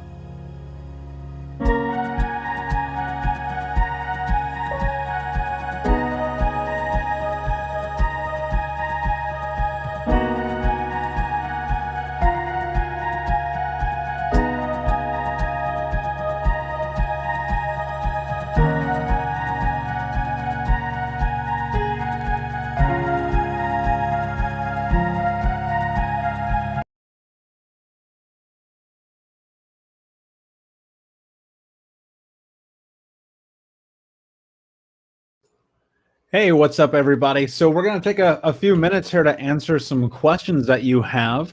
So if you have some questions, you can throw them in the chat for Craig. Craig, one of the questions that's come up quite a few times here today is, can you explain the difference between the pinhole optic and obscura? So the pinhole optic and the obscura optic, the most obvious difference is that we've added a third option. The pinhole optic had pinhole setting and a zone plate setting. So it was a pinhole zone plate optic, and so it had those two options. So now, instead of sliding one way to get a pinhole and the other way to get a zone plate, not necessarily seeing any indication of what you were at except for the amount of light that came through, we've now got a metal kind of carousel, or lazy Susan, sorry all you Susans out there, that goes around in a circle and has the aperture setting that tells you how bright it's going to be and indicates which optic you're on, or which setting in the optic you're on. So that's the biggest thing. The rest of it is all technical. We're going from printed on plaque, essentially a piece of photographic film on the old version, to now high-tech printed on, it's black chrome printed on glass with anti-reflective coating on both sides. And one of the questions that we also had here in the chat is, can you explain why the apertures go so high? So in order for light to focus through refraction, I always get diffraction and refraction mixed up, and I shouldn't do that with my job. But regardless, it's one of those two. And in order for it to focus, it needs to be without having no, just for it to focus, it needs to be a really small hole. And there's a certain formula based on the size of the hole and the size of the focal length of your imagery. It's not a lens. And the size of the sensor, essentially, that you use. So we followed that formula to get you the best possible image. We printed a whole bunch of them with this high-tech method, and we chose the one because there's multiple formulas that are used for various aesthetics that you want from pinholes, and they're all dark. They have to be dark because they're bending light around an edge, a black edge. So if you stand next to a telephone pole and the sun is directly behind that telephone pole, you're going to see a bright light, or on the shadow on the ground, you're going to see a line that's brighter around that telephone pole's shadow than is on the outside of that, and that is diffraction. And so that's how it's focusing light. It's actually bending light around that sharp edge. So it goes up to the sharp edge, which is the edge of the pinhole, and then it goes the opposite direction, and then focuses it on your sensor. So it has to be dark. Can you talk about the importance of cleaning your sensor as you are shooting with Obscura? Am I muted? I can't hear you, Michael. I can hear you. Yeah, we're here. Technical difficulties. It's not just in the Craig. chat, if you can hear me. This is Craig. Thanks, Craig. If you can hear me, comment in the chat. Can anyone hear me? Are we live? Are we here? Is this happening right now? This is technical difficulties. Okay, cool. All right. Well, we're going to jump in the next video and we'll be Maybe right. it is just Craig. I don't know. Hi, everyone. I'm so excited to be here with you today. A big thank you to everyone at Lensbaby for giving me the opportunity to be able to talk about this weird and wonderful new lens, the Obscura. A little background about me. My name is Jen. I am a professional photographer and naturalist and educator based out of Seattle, Washington, and I'm also a Lensbaby ambassador. You can find me on my website at www.jenstronginphotography.com, and you can also find me on Instagram at JenSSeattle. I imagine if you're here, you're already pretty familiar with Lensbaby lenses. And even if you're not, I'm imagining that you have a curiosity about them and that you have an understanding that they're a little different from most traditional lenses. In my work, they are amazing tools that really help me to create images that express how I feel when I'm looking at the world. And when I agreed to beta test a new lens for Lensbaby, I expected that I would be receiving something very unique, and the Obscura did not disappoint on that front. There are two versions of this lens. There is a 50 millimeter lens that's an optic swap lens for your optic swap systems. And there is also a standalone 16 millimeter lens that I have been using with my Sony a7 III. As I mentioned before, I'm primarily a macro shooter, and this is a wide angle lens, 16 millimeters. The great thing for me about this lens was that it was just an incredible creative challenge to use such a wide angle, non-macro lens. It got me out in the world, out in my city, looking at things really in a different way than I had before. And I really, really enjoyed the challenge, and I enjoyed using it. There are some things I discovered along the way about the kind of images that I like to make with this lens and how to make them. And so that's why I'm here today to talk to you a little bit about my experience in making images with the Obscura. This lens has 3 settings. And the first setting is the f/22 or zone plate setting. And this setting turned out to be really my favorite setting, the one I used the most. It just creates this beautiful, ethereal, and dreamy glow in the images that you can make with it. And if you were to take a look under the hood, so to speak, of this part of the lens, you would see a central hole to let in light, and then around that, some concentric rings that also let in light. And the unique thing that this does when you're taking pictures is that when you're shooting into direct light or you're shooting things that are reflecting light, you're going to get these flare effects that really show you kind of what it looks like underneath the lens, where you have this circle with the rings around it, and it's quite beautiful. And I really enjoyed experimenting and taking images that where those little flare effects showed up. So this was an f/22 image shot directly into the sun, as you can see, and you can see the circular flare effects in there. And it just really gives this landscape a unique and very dreamy look that I love. This was one of my favorite images that I took with this lens. And I was down on Lake Union here in Seattle and just really struck by the light and the shadow and lines of what was happening here at this particular dock with this person sitting by themselves at the end. And this was happening during our pandemic, which I know is still going on, although things are opening up a little bit more, which is great. But this was a time when everything was kind of locked down, and really this just expressed to me how I was feeling kind of lonely.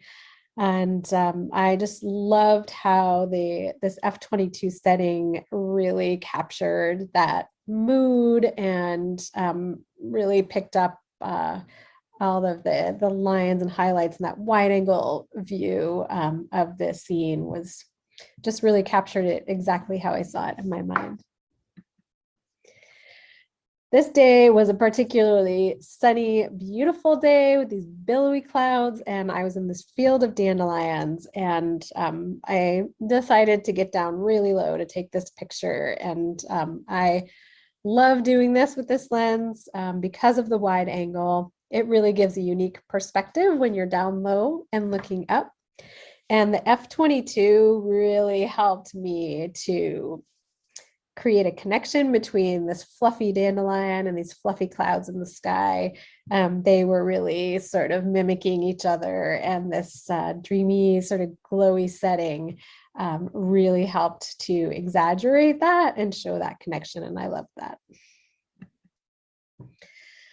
Another image where light and shadow are really important. And if I were capturing this as a macro scene, I probably would have really homed in on the detail of the center of that daisy. But because I was using the Obscura, I really focused in on the larger shapes in this image. And I love this giant shadow that this daisy was casting onto the side of this cement structure. And again, I was taking this image from down low, looking up and really showing that exaggerated big shadow and the way that the light was illuminating the daisy. So the next setting is the f/45, which is the sieve plate setting. And this one will still give you that glowy sort of look, but it's not quite as intense, and you're going to get a little bit more detail in your pictures. And, the same goes where you're looking for strong lines and shapes and shadows is something that I feel will help your images. And when you're shooting into direct light into the sun, or shooting images that have light reflecting off of them, this one gives you little flare artifacts that are kind of different. So under the hood here, you would see a larger center hole, and then it's going to be surrounded by smaller little pinprick holes. So it's kind of like Swiss cheese setting, and it creates these starry flare effects, which are quite beautiful. So this is a good example of that. So this was the entryway into an apartment complex, and they had all these Christmas string lights up, and the f/45 setting really made them look as magical as I saw them in my mind. Architecture is not my main genre of photography, as I mentioned, but man, I love this lens for architecture. It really opened my eyes to a lot of interesting buildings in my city that I hadn't been paying attention to. Anyway, this is one in my neighborhood, and you can see that the way the light was reflecting off of that top window created that really cool starry flare effect. This is that same field of dandelions, and again, shooting from down low, but you can see I've got a little bit more detail in this image. At the f/45, it is, you can see those billowy clouds behind, but the dandelion is less cloud in this one and more dandelion. And landscapes are great with this lens because of its wide angle, and the f/45 just lends itself to this painterly sort of feeling to the photograph with a little bit of detail in there too. So I really love it for that. The f/90, the final setting, is your traditional pinhole setting, just a central hole that lets light in, a small hole. And this will give you the most detail in your images with this lens. And it's going to give you pretty even detail across the frame. And again, looking for strong lines and shapes and shadows, and shooting down low for different kinds of perspective are all good ways to utilize the setting. It gives your images, I think, a really vintagey feel. Kind of reminds me of some of the some of the feeling that I was able to express using a Polaroid camera many, many years ago. And this one was shot into a window, so it's a reflection, and I just love that it was able to capture a lot of the detail in the scene, but still give it a unique and intriguing sort of vintage look.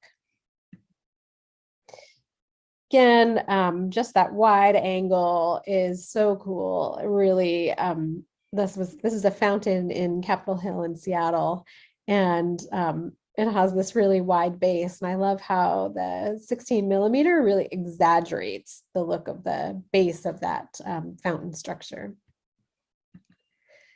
And this, again, is another top favorite of mine that I took with this lens. This is Pioneer Square in Seattle with these beautiful old buildings, and a neighborhood I hadn't visited for a while. But, you know, when I got the Obscura, I was like, oh man, I've got to go down to Pioneer Square and shoot some buildings down there, because this lens seems perfect for that. And it really was.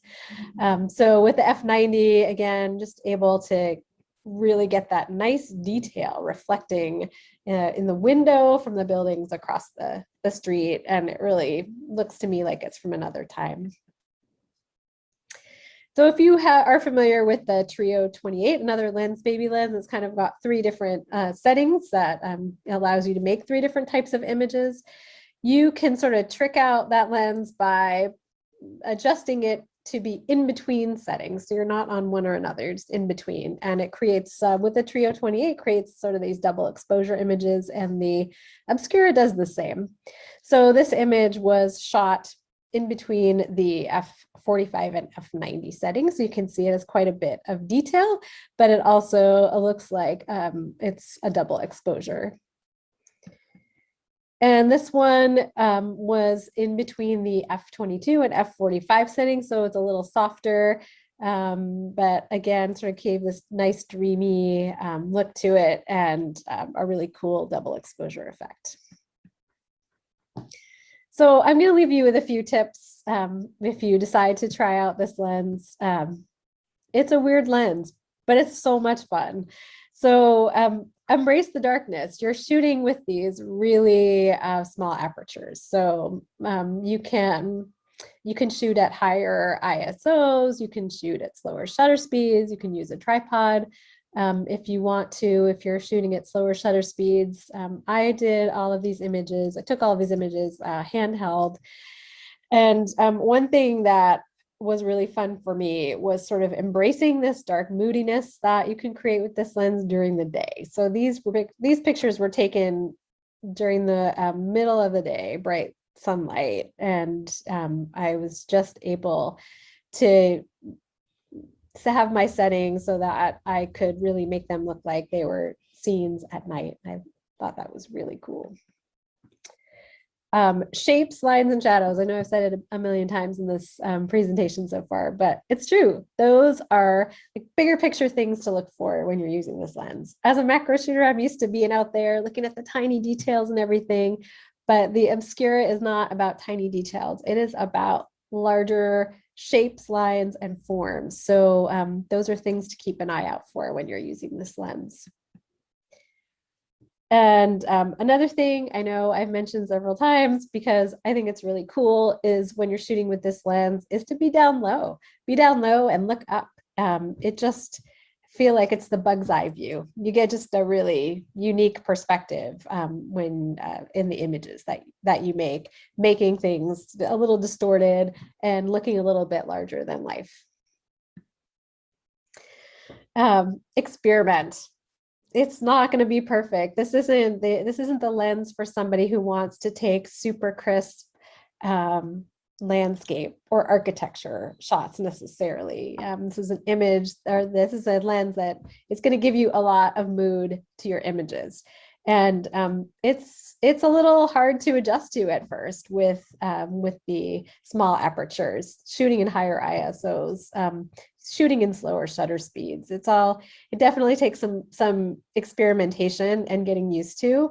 But I think that if you decide to adventure forth with this lens, that you will just stick with it and practice and shoot in ways that you never imagined you would.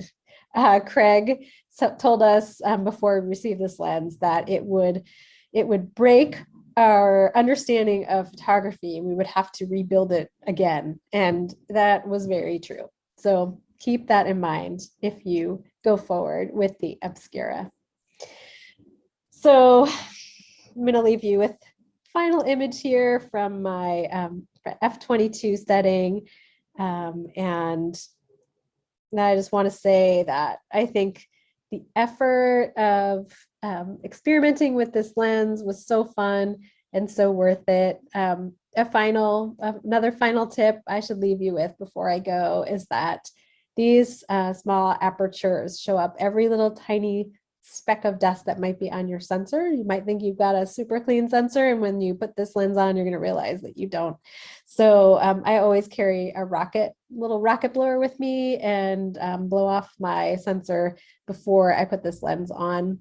You might want to get a sensor cleaner to clean it really thoroughly before using this lens, but it's not necessary. I've taken a lot of my dust spots out with in post processing with Photoshop, and that works just fine. So anyway, this lens is now part of my camera bag. I love it. I will continue to use it. And if you have any questions about it, please feel free to reach out. You can reach me at my website. You can reach me on Instagram at Jen S. Seattle. And I hope that you get to experience the Obscura for yourself. It's a whole lot of fun. Awesome. Thank you so much for that, Jen. It was amazing to watch that and watch you go in depth and talk about your experience. You know, you said something in there that I think natively as photographers, we always shoot like straight forward or somehow down. And you mentioned like getting under things and shooting up. Talk about that experience and why that was, I don't know, it felt different, right? It almost feels enthralling to get in there and approach this from a different angle.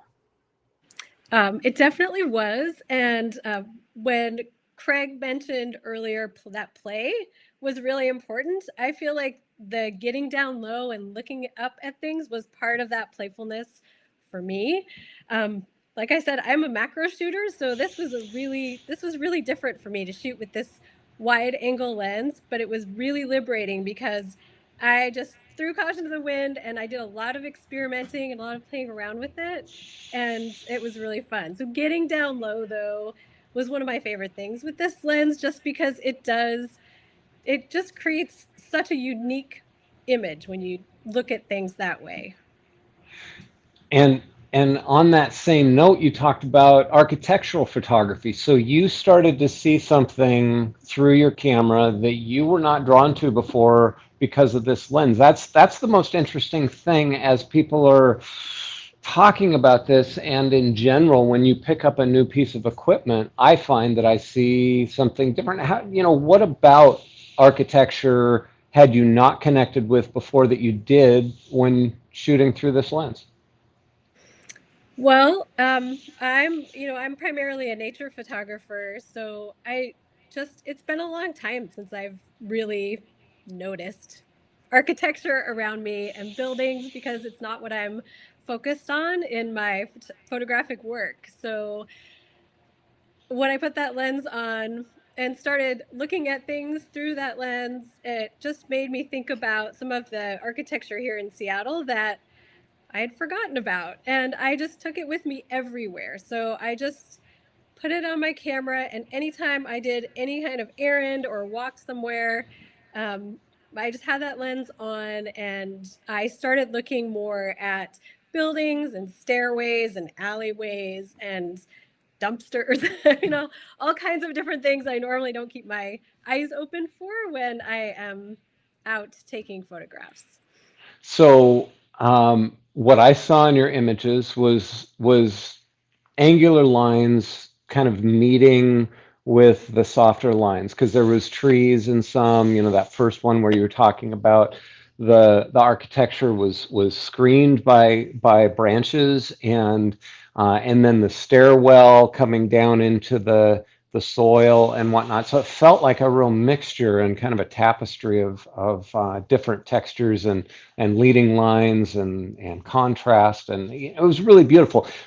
And so that's a comment, not a question. But what strikes me is that we had a group, a beta testers group, that we were going on there, and you and a lot of us were saying, this is frustrating early on. I don't know how to use this, and started trying new things. The architecture was part of that for you. I remember a hike in the snow with your family was part of that. But you were committed to that process because you were part of that community and part of that group.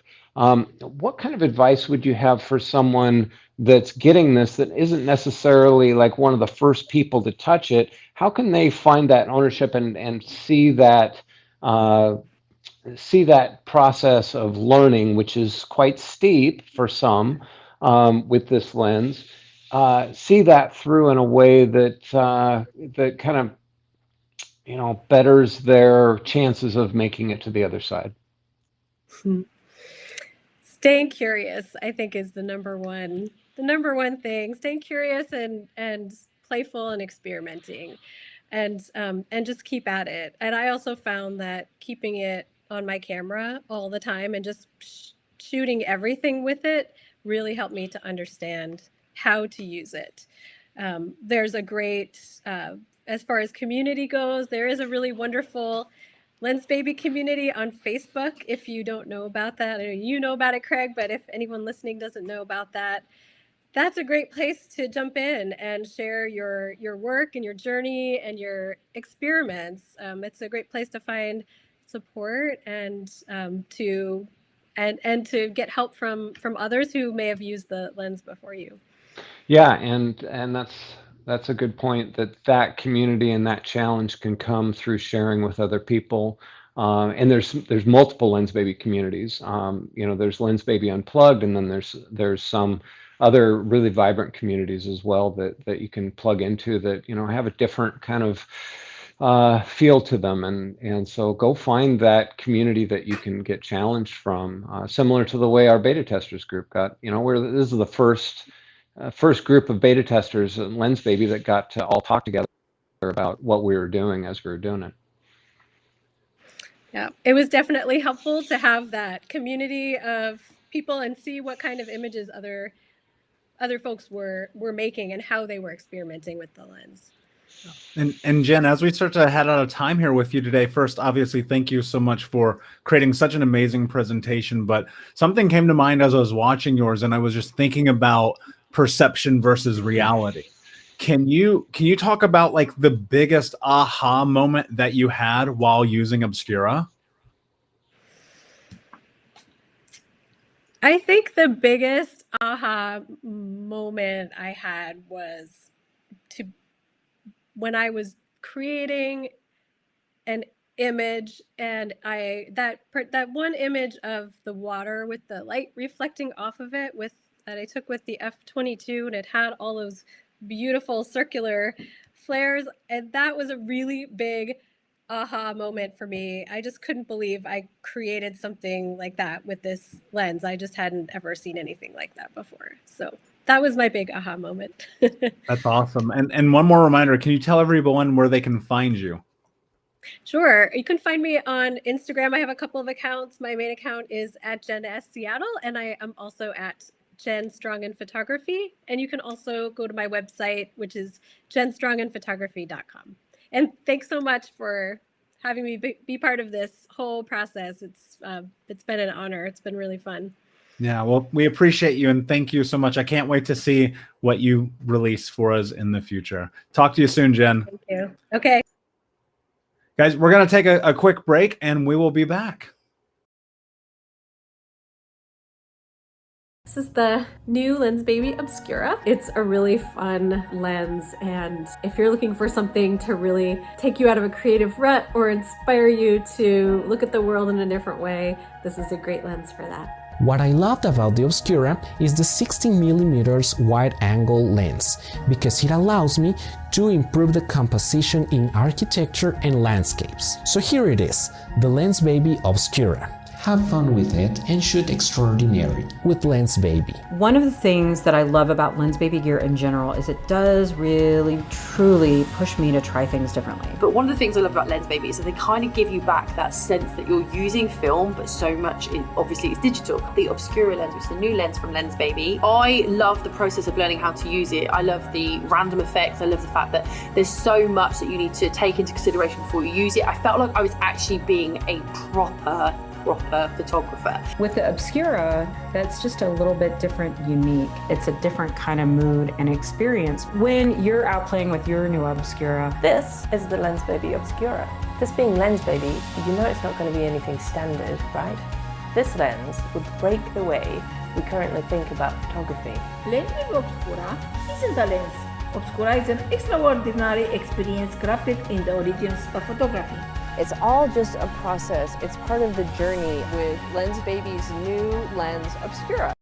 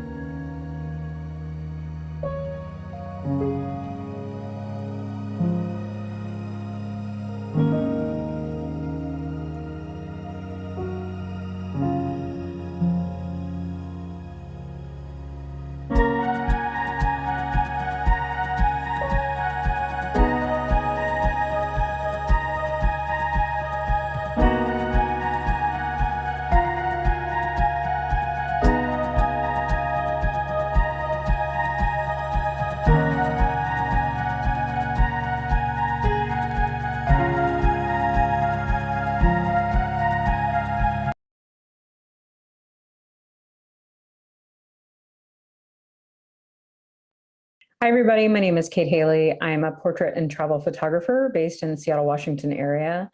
And I had the opportunity to take the new Obscura lens out for a spin in the Seattle area.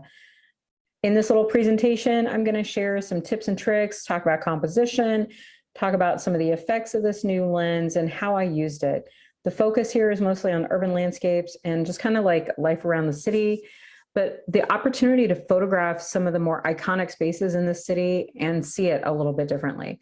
And that's one of the things I love about Lensbaby lenses. So with all that said, let's take a look at that. I have used pinhole cameras off and on for a long time. So when the opportunity came up to play around with this lens and take it for a spin, I was super excited. I did focus mostly on kind of cityscapes, landscapes, urban landscapes in Seattle, photographing some of our most iconic spots. But let's talk a little bit about what the Lensbaby Obscura is in general. So the Obscura is based on the concept of pinhole photography, but it's an opportunity for us to use pinhole photography in a new way on our digital cameras because it is in a lens format. Traditional pinhole cameras were simply one aperture, that was your lens, and your aperture number could be something like 123 or 145, or maybe even something more closed down. So you're taking away a lot of light. But there's an aesthetic to a pinhole photo that's just a little bit different, unique. It's got vignetting sometimes, it's soft, sometimes it looks a little bit out of focus, but that's okay. With the Obscura, I was playing around with the 16 millimeter version, taking that one for the test. And I got to play around with it using apertures f22, f45, and f90. So when we're using those kinds of apertures, there's some tips that we're gonna wanna consider, and I will get to those in a moment. All right, so here's just another angle of it. In this photo, you can see how tiny the pancake version is. It is a 16 millimeter lens. So for those of us who love doing landscape or urban landscapes or having a ton of information in the frame, this is going to be a great option for that. I haven't seen the optic swap version yet because I do shoot with a mirrorless camera. So this is the option for me, but it's been so much fun. So what I'd love to do is we're going to just dive into some photography. I'm going to talk about the images and how they were created and composition and light and all that kind of good stuff. So here, I'm on my little Joby Gorilla Pod that you saw a couple of slides back, and I'm down at one of my favorite piers in the city. I love being near the water, and I get to the waterfront as often as I'm able. And these are some of the elements that we would see on a regular basis. You know, a lot of cities have these wheels and Ferris wheels and things like that. And this pier has just recently been reopened. So I love going down there and getting this super wide view of the city, getting some of the buildings, the Ferris wheel, some of the other elements. But as you can see, the look immediately is a little bit different than what you might be used to with your traditional lenses. It's a little bit softer. It's got some kind of texture to it. And it definitely reminds me of like working with film. That's what I love about it.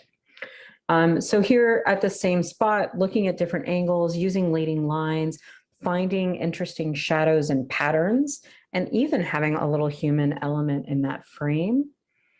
And thinking about like putting my subject kind of smack dab in the middle. We don't always do that. In this kind of shot, we would put it off to the left or right, but sometimes it's fun to do something different, right? And here for these so far, I'm at ISO 400 at f90. So f90 is taking away a lot of light. ISO 400 is letting some of that light back in. And then I'm at a 0.4 of a second. I don't even really know what that equates to, but it's pretty slow. And this one is, I think, handheld. So there's a little bit of blur, but some of that is the softness of the lens, and some of that is maybe a little camera shake from me. But that's okay. So then this waterfront area is just down the hill from Pike Place Market. So I did take it to Pike Place Market for a spin. And when I think about pinhole photography, to me, this image really kind of represents that. In that you can see, again, that softness. I did a black and white conversion to kind of really highlight the deep shadows and the bright lights of it. I love that shadow human in the right corner of this image. And this is handheld. ISO 400, f90 is my aperture in 1/10 of a second. So a lot of times we can get away with some slower shutter speeds handheld if we have enough light and that kind of thing. So I love to play around with some handheld slow shutters. You know, trying different angles is also a really important thing to do. You know, we can go to this market and we can capture that same Pike Place Market sign over and over and over again, but how can we do it differently? A lot of times we would think about coming to a place like this and only shooting in a landscape orientation, but let's go to portrait orientation. How can we mix it up? How can we try different things? I love playing with shadow and light. So deep, deep shadows. The sun was kind of high and just creating these really awesome deep shadows. And like I said, all of these are handheld.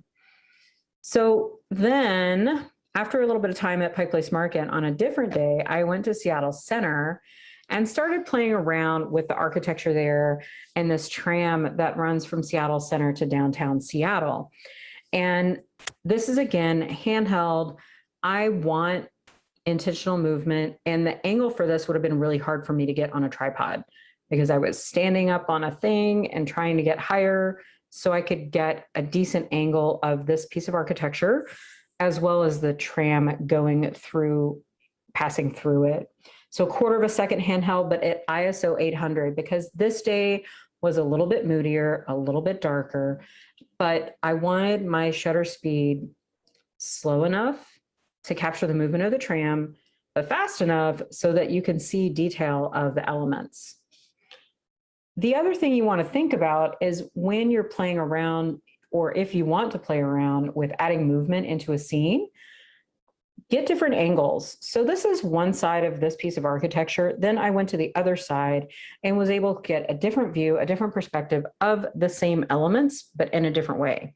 This is 0.5 of a second. So ISO 800, f90, same time of day, slightly faster to freeze and get me a little bit more detail of the tram. So again, try different perspectives, change it up. Another thing I love to do, and I might be potentially obsessed with, is playing around with reflections. Reflections are so much fun. If you've ever done a photo walk with me, if it has rained, I'm looking for puddles. If I'm walking through a city that like New York or Seattle, and I'm walking through downtown, I'm looking for glass and things that reflect because it creates something different. Here's a photo of the Space Needle, right? We know that it's one of the most iconic pieces of architecture in the city of Seattle, but here is a reflection of it. And there's a little bit of balance, and then there's a little bit of imbalance and a little bit of softness. And then we can go for the full reflection. So here I got closer to the Museum of Pop Culture, and you can't see the actual Space Needle, but you just see this reflected version of it. And that building has an arch to it. It's got an angle to it, and it's got these pieces of metal that are in pieces. So the reflection is in multiple tiers and pieces. So it's different, it's unique. I love looking for these reflections. The other thing that we might play around with too is, you know, for this kind of photo, this looks really good in color because of the vibrant tones of the building. But sometimes we might want to play around with black and white. And I think with the pinhole lens, I did that a fair bit more because of the tones that the lens helps create. It really kind of lends itself to playing around with some black and white options. So again, here's the Space Needle, but I've got it framed with these trees, and that's another compositional thing to consider, right? Is framing your subject in a different way. Here's another angle of the tram moving through the scene, and then you have the Space Needle, okay? So that's 3 different ways you've seen the tram, 3 different kinds of exposures. So getting that variety is really important. So today you might like one version, in a month you might like a different version, in 6 months you might be like, oh man, how did I overlook that version? So mix it up and try different things. Okay, so let's talk about the f/22, the f/45, and the f/90 on the pancake lens. And if you're using the optic swap version, you have these same effects. The numbers are just slightly different for you. So what does f/22 look like? So in this composition, you see kind of a moodiness, a softness, almost a fogginess. And this was a slightly overcast day, but there was still a little bit of blue in the sky. So I think what I found interesting at the f/22 and then f/45, which we'll look at it in a second, is that softness, that glow, just that little bit of something different. It's a different kind of mood and experience when you look at this composition this way. At f/45, you start to see a little bit more detail of the elements and a little less of that kind of glow. And then at f/90, we get a fair bit more detail. So when you're out playing with your new Obscura, try all the things and see which one's your favorite. All right, well, that is a wrap, but I have a few final tips before we go. One that is so important, clean your sensor, please, please, please. Before you go out to play with your new Obscura, clean your camera sensor. When we're using apertures like f/90, you're gonna see every little tiny bit of dust on your sensor in your photos. So cleaning your sensor periodically is generally a good idea, but that's gonna save you time in post-production if you clean your sensor before you start playing with this. Don't be afraid to shoot handheld. You've seen a variety of examples at slower shutter speeds that are showing movement. And that most of them, all of them, I think, the ones with the trams, those are all handheld. So don't be afraid of that. All right, if you are afraid of blur, if you don't have a camera that has image stabilization built into it, and you don't want to have too much movement in your frame, definitely use a tripod. Something like a Joby GorillaPod is a great option if you want something smaller and have a smaller camera, or just use your regular tripod, take it out and have some fun. All right, that's a little bit about the Obscura and some of my favorite images that I got to create with it while I was testing. Thank you so much for your time. Feel free to ask me any questions about the Obscura or other Lensbaby products on Instagram. My handle there is @KateHaley. Everybody have a great day, and thanks for joining me. Wow, that was so fun to watch because I feel like I cut my teeth in street photography like right before getting into professional, and I was like in this weird transition. And I think that often the most simple things can be the most thought-provoking, inspirational, and emotion-producing. Like when you look at the architecture, especially in a place like Seattle, there's so much history. It's so iconic. Talk to us about briefly, like, the impact of using Obscura in your street photography and why that was so meaningful to you. Well, it's funny, when I travel, I do a ton of street photography, and I do end up doing a lot of it here on the day-to-day. You know, my day-to-day work as a photographer is normally in portraits, but obviously the past year and a half has been a little bit challenging for that. But what I found myself doing more and more over the past year was like going to places like Pike Place Market and exploring with just a camera and just capturing the city. You know, the photos that we take every day like this, like other people have shared today, are bits of history. So the city looks different the next day or the day after that or a year after that. So I think that's one of the things that's always important to me. as just a photographer in general is documenting life, documenting our world. And I think what I found was, when I was going to be a part of this, I knew exactly places I was going to go shoot with it because, Seattle has a lot of places that are just filled with, you just know it. You know the Space Needle, you know the Museum of Pop Culture, you know the Pike Place Market. So I knew I had to go and shoot those places and do it my way, which is probably similar to what other people could get. But at the same time, it's my voice and trying different angles and encouraging people to try different angles that we wouldn't normally get. So I think that's something that's really important to me as a photographer and photo educator as well, of course. So, yeah.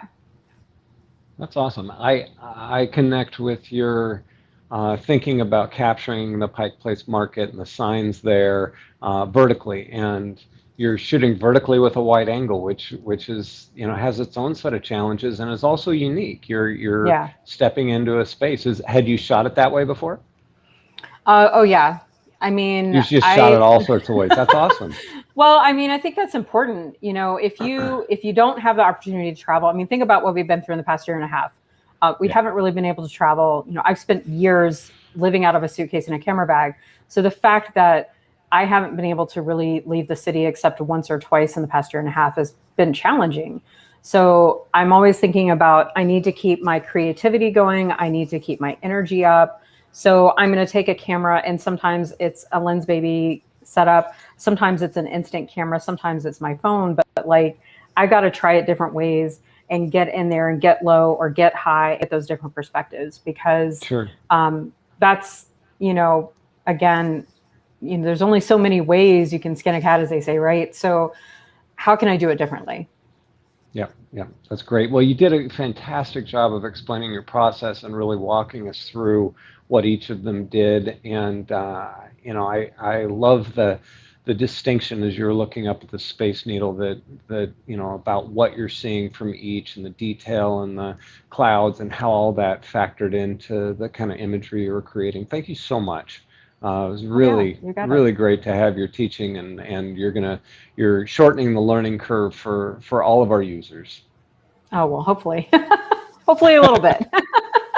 Yeah, one of the things that I think about is, like, even within the context of what you normally do as a photographer, you still found this space to challenge yourself. Can you talk about like the importance of doing that and why that was meaningful for you? Well, I think I touched on that a little bit, just thinking about, as a portrait photographer, this wouldn't be my go-to lens for work with clients. However, if I was doing a collaborative shoot with someone who enjoys kind of experimenting creatively, I would totally take this for a spin. I think it's important as artists that we not limit ourselves to what we think we need to do. That, yes, I consider myself a portrait photographer, but I travel. I love to do street photography. I love to do landscapes and cityscapes because in general, I just love photography and creating images. So exploring and trying different techniques, which is what I often find myself doing when I include some kind of Lensbaby product in there, whether it's the Omni Kit or this lens or other lenses in my setup, that I really just, it gives me a little bit more of an excuse or creative license to just try different things. And I just think that's so important. We're artists, and that's where like that creative love comes from, is just like, you've got to experiment. You've got to push through. I know someone in the chat earlier was talking about how they were challenged by the lenses and that they were having a hard time, but it was themselves that was like holding themselves back. And I was like, oh, you got to just push through that. You've got to put that lens on and try something you would not normally do, because then you're going to see something really cool happen. And it might not work out that first time, as a lot of people have shared today, right? When I went out with this, like I said, I knew exactly places that I wanted to shoot. I knew some specific things I wanted to try and get. And I had hoped that they were going to come out cool. And I was pretty lucky. But I have worked with pinhole cameras before. I think a lot of people who have tested this haven't done that. And so, that made it a little bit easier for me. I still have a pinhole camera. There's a roll of film in it right now I need to finish, so I think that's, but just like get out there and have some fun, because that's really what this is all about. Yeah, absolutely. And my last question for you here is, so what's next? Now that you've had Obscura, what are you going to do with it next? Okay, well, Candace totally inspired me to try some self-portraits, which I don't actually do a lot of. And I have a couple of collaborative shoots that are pending in the next few weeks. And so my hope is to kind of bring it out for those and see what I can do creatively. I have also dabbled around with some light painting. And that's, I think, in a different video that I made for you guys. But yeah, so I mean, I just experimenting and trying some portraits, because again, like I said, it's not a thing I would normally do with this lens. So that's like, I should totally try it. Yeah, absolutely. I love it. And experimentation's everything and being creative. So thank you so much for being a part of this and for being here with us. We really appreciate you. Yeah, thank you, Kate. Thanks, everybody. You did a great job pushing it and making it work for you. All right. Thanks, everybody. You're welcome. See you soon. Guys, we're going to take another break here for just a few minutes, and we will be right back.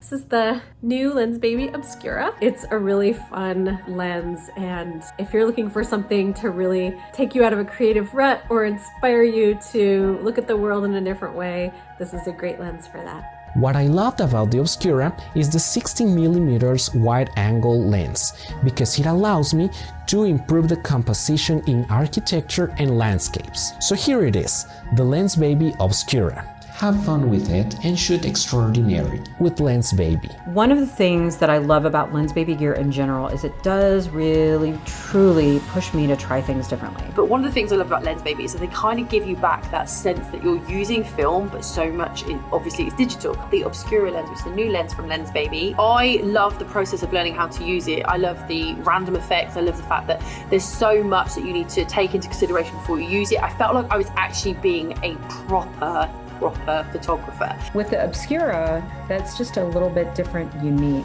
It's a different kind of mood and experience when you're out playing with your new Obscura. This is the Lensbaby Obscura. This being Lensbaby, you know it's not going to be anything standard, right? This lens would break the way we currently think about photography. Lensbaby Obscura isn't a lens. Obscura is an extraordinary experience crafted in the origins of photography. It's all just a process. It's part of the journey with Lensbaby's new lens, Obscura.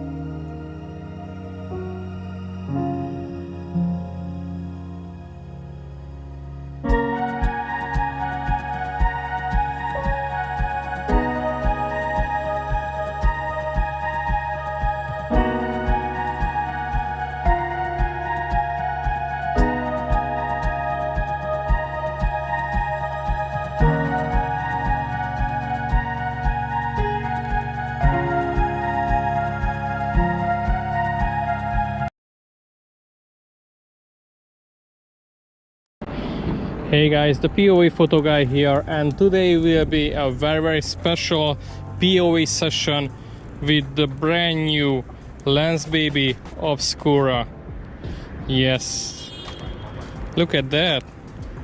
So let's go around the city and I will tell you more about the new Lensbaby Obscura. The Obscura, technically it's a pinhole lens, what means it needs a lot of light. Unfortunately, our city has a constant cloud and rain in the past few weeks, so I cannot shoot sunlight, but later on I'm going to the city and take pictures with the city lights. So as you can see, there is 3 options there. F90, yes, you heard it right, F90, F45 and F22. There is a tram coming over there, so let's see. At F90,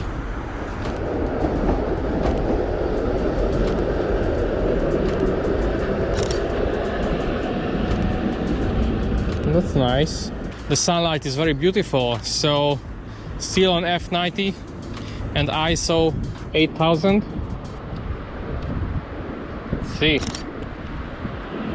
The Obscura is not for everybody, it's for photographers who really like to tighten the boundaries. F45. You need to be creative with this lens. What about this one? F22.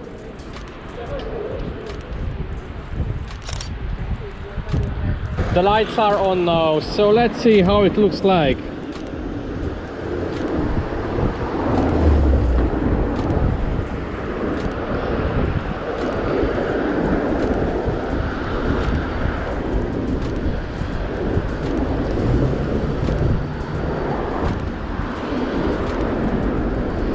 F22. The Obscura comes with 2 versions. One is the full frame version and this one is the Micro Four Third version, what is a 16mm pancake lens. The concept of the Obscura is go back to the origin of the photography, to the pinhole photography. So this is absolutely not for sport photographer, but who you like to experiment with the light.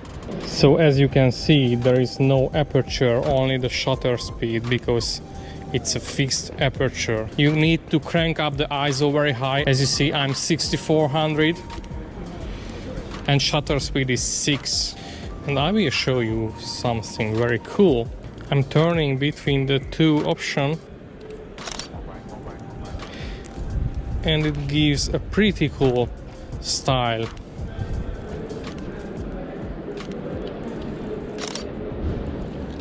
You can use between the 2 options, for example. So let's see F90 and F45. And I have a kind of a double exposure image. I'm not sure if you can see when I'm changing. It's also changed. You can see on your scale it is underexposed or overexposed, so you have to be careful.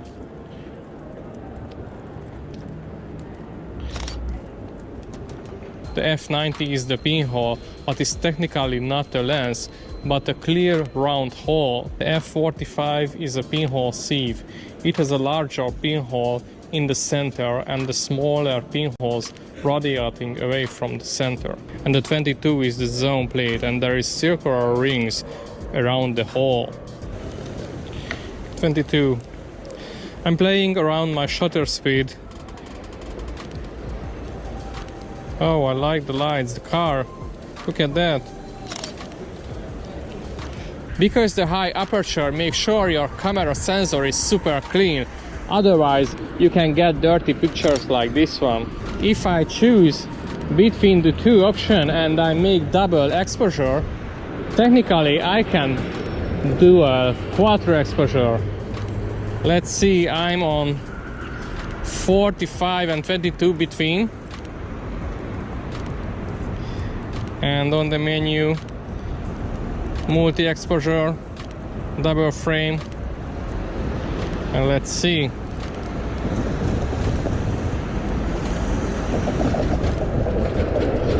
That's one expo.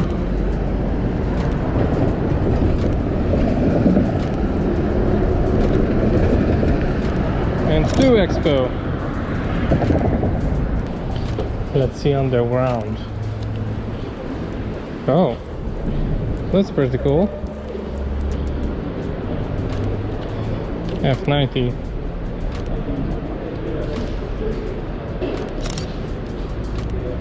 For me, the F90 is the old school style of photography, and the 45 and the 22 is more like about the lights, how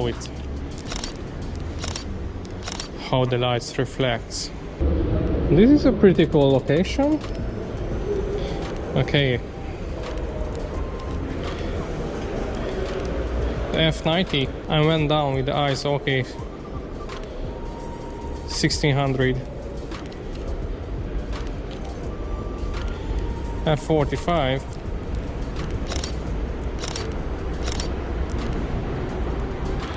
Let's see in video.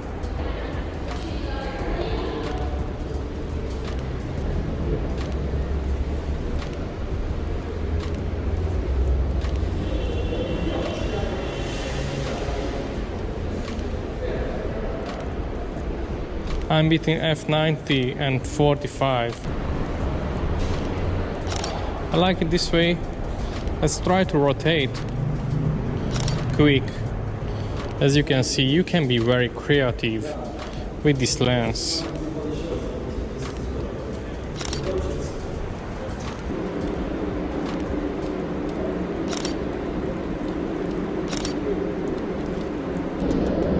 I think that's it for today. If you have any further question, leave a comment below. You can find more details about the Lensbaby Obscura in the description. So check it out and see you in the next one. Bye.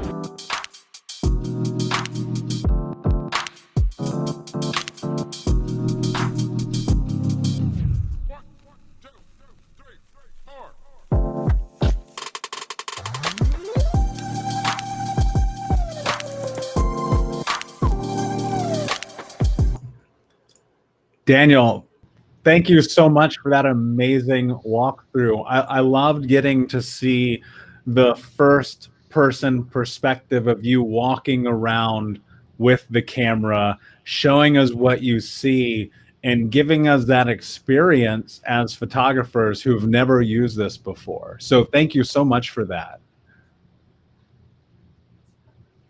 Oh, you know what, Daniel, we can't hear you. You might be on mute. See if we can hear you now.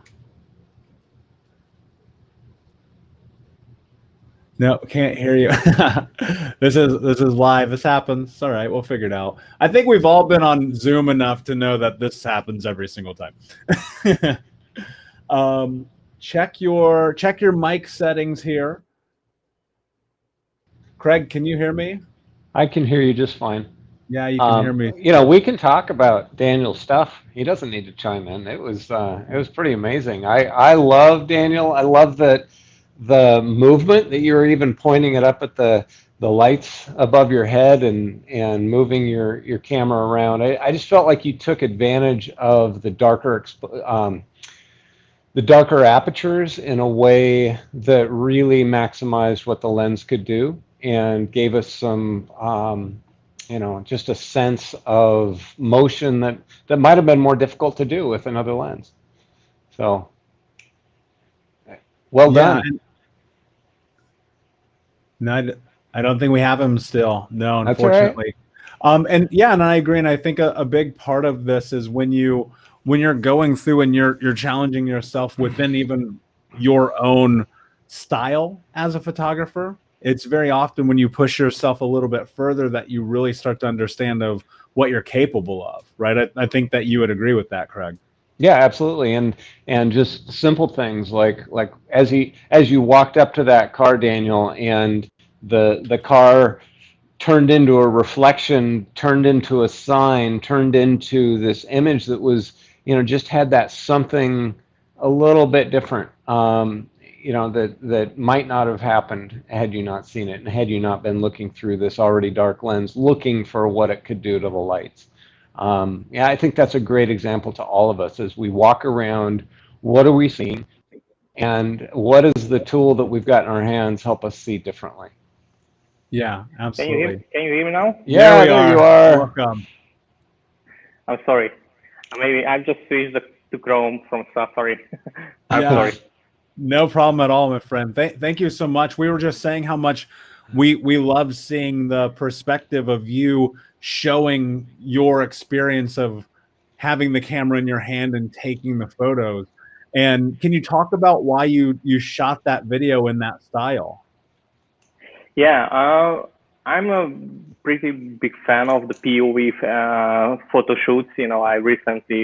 I just found out like 1 year ago or 1.5 years ago, and I thought it's a pretty cool style to show you how I see the city and everything around. So I'm building right now my YouTube channel about the POV photo guide. So I want to show everything, just person of view, because I think that's the most important. So you can learn most from this perspective when you see really what I'm shooting.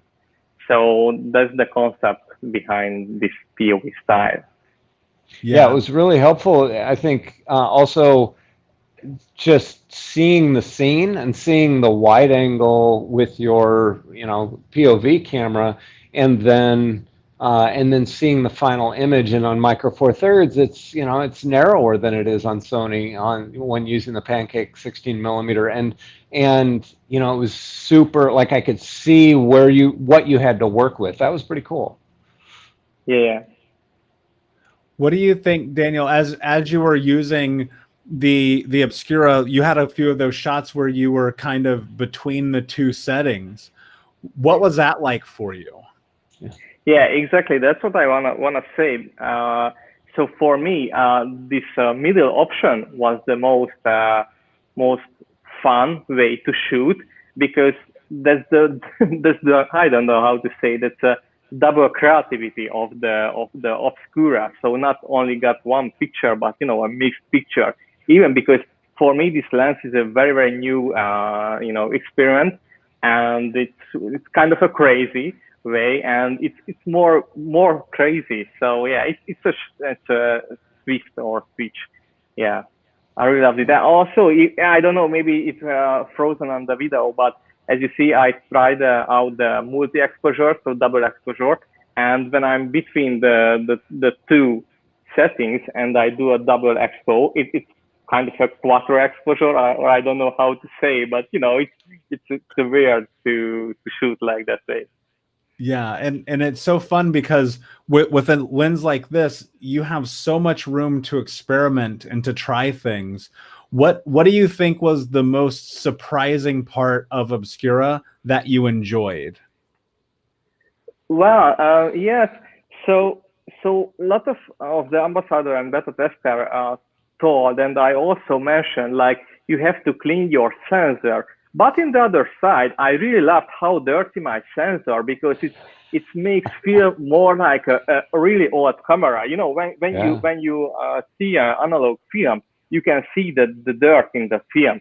So my sensor is really dirty, but I really loved it because it's another taste. I also, when I'm editing my picture, I'm also add a lot of grain to my images, because I'm shooting digital. I'm shooting with my Olympus Micro Four Thirds, but I never shoot analog, but I really like the analog feel. So I try to implement the analog style, and the Obscura is also great experience because this is kind of an analog, and I never studied. I'm a self-taught photographer. I never studied, and I know, yeah, it's pinhole, what is pinhole, but I never dig into what is really pinhole. And I got this lens, and I say, oh, okay, I have try out and I have to learn what it really is. And I really enjoyed it. Yeah, that's amazing. And thank you. And we love the video. Before we wrap up here, where can everyone find your YouTube? What is that called? Yeah, my YouTube is POV Photo Guy, and on Instagram, the POV Photo Guy. All right. Thank you so much, Daniel. We appreciate you. Thank you for the video. We can't wait to see you again Thank you soon. so much. Thanks, Daniel. Thank you. Amazing. And Craig, and he made such a great point about just the experimentation of it all, and thinking about how you step into that. When you sat down and you thought about, okay, how do I bring Pinhole to a way that's accessible in a way that it's never been before? Can you talk about the experimentation process that you had from ideation to execution? Yeah, well, it really goes back to all the previous ideations that we have mechanically at Lensbaby. I think bringing in the pinhole and the zone plate with the new technology and being able to add a pinhole sieve, because we're printing, with impossibly thin metal onto glass that's protected. That was the technology side. But I think, my innovations are primarily mechanical and not necessarily optical. And so bringing these things together, where we had the original pinhole zone plate, which just had 2 spots and you couldn't, didn't indicate. So I knew that, hey, we've got to have some sort of markers. We've got to have some way for people to tell what setting they're on, especially now that they're in 3 different positions. And then, testing, dozens of different options on each setting and saying, okay, this is the one we want. And, because it's very subjective. There's a lot of things going on. And then being able to bring the build quality that we've learned how to do over the years, that Velvet really taught us how to do, into these really compact, precise little mechanisms. It's problem solving primarily, but bringing together that with the subjective of what is the effect and how good can we make this, bad lens, and it's not even a lens, like what are we going to do so that we've both eliminated a lot of options, but we've also made it more permanent and more accessible for the user. Yeah, and I'm super excited about it. I cannot wait to see all of the photos we see from the amazing Lensbaby photographers start to come in the coming weeks. Guys, we're going to take one more break here, and we'll be back in just a few minutes with Ali France.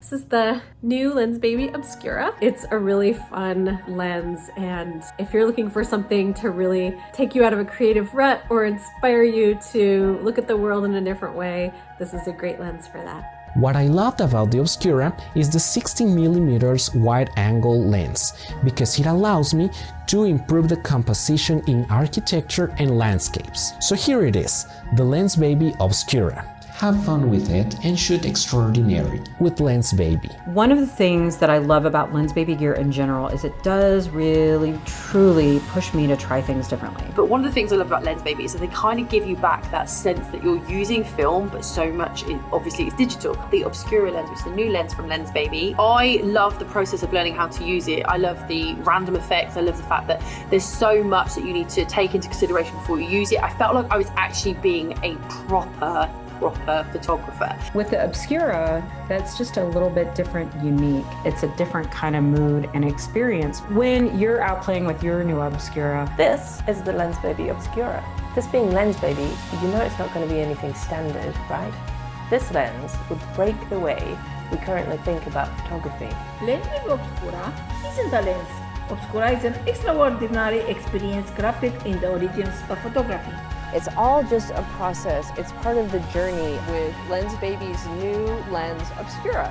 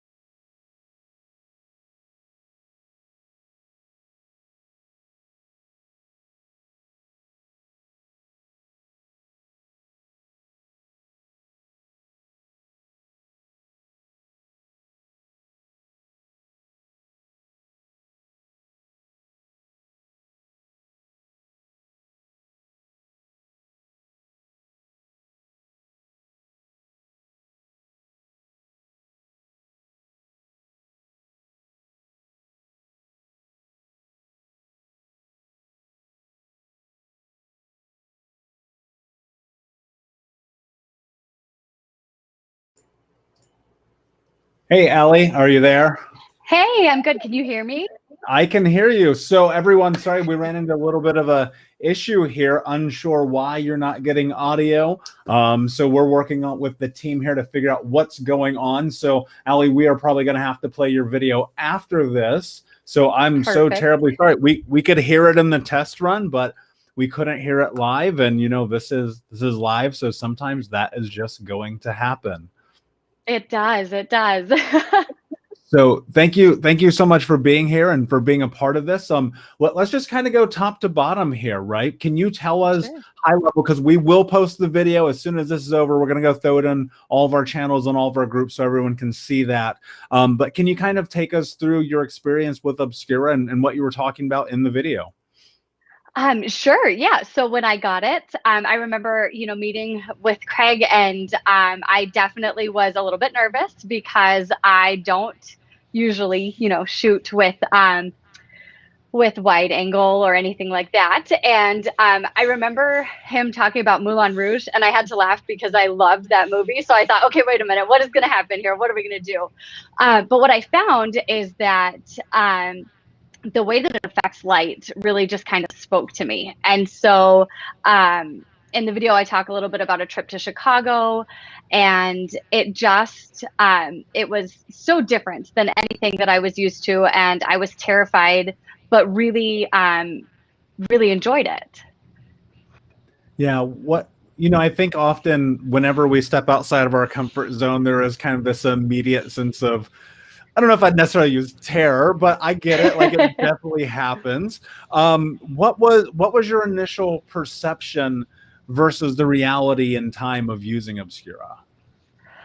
Ooh, my initial perception was everything was going to be really dark, and I'm used to shooting with fast shutter speeds because I've got moving kids. And in reality, it really made me stop and slow down, which is something I think I need to do in life in general.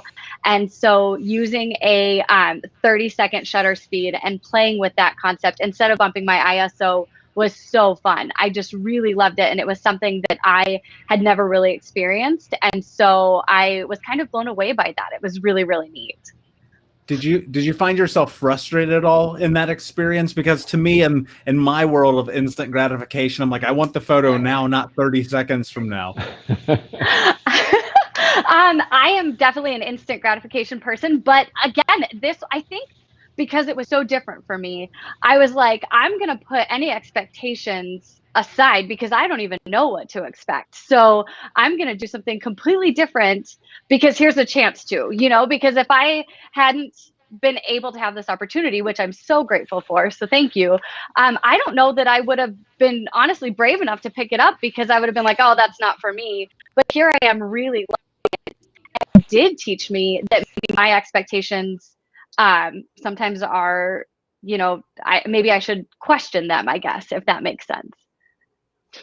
Yeah, absolutely. I think even myself as a photographer now, over 30 years of my life, sometimes I have to remove myself from this idea that I'm comfortable, right? How much of this was involved in like pushing your comfort zone? Every part of it. of this process, is that what you're saying? How much was it? Yeah. Oh yeah, the whole thing was out of my comfort zone. And I think it really did make me question why I'm capturing things. I got into photography because I wanted to document my kids growing up. It goes so fast, and that's what sparked it. But what I've learned through this process is that I've fallen in love with light and finding the light and how different it can be. And it was just, it really made me think, okay, why do I take pictures? And as my kids get older, that's something I start to question is, what am I going to photograph next? And this was like a little glimpse of that, I guess. Yeah. Allie, the story I shared was about Baz Luhrmann in an interview saying that he wanted to lose his audience in the first 20 minutes so he could define what Moulin Rouge was. And I saw so many people walk out of that movie. It was crazy because I went and saw it multiple times. And I think I kind of wanted to walk out at about the 20-minute mark in the first time because I was like, what am I watching? What is this thing?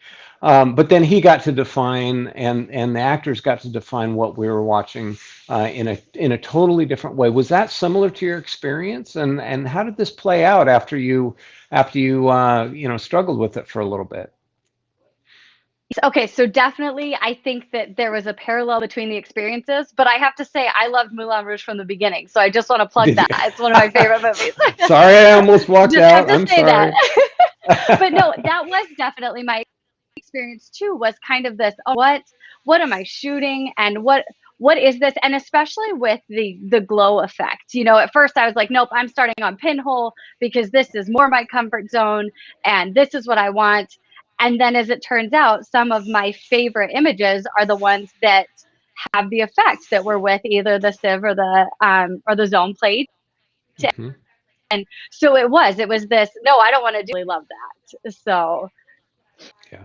Oh, that's yeah. fantastic, and good job pushing it. Like everybody that's been a beta tester, that you committed to saying, what can I do with this, and you found ways to photograph the world that you hadn't done before.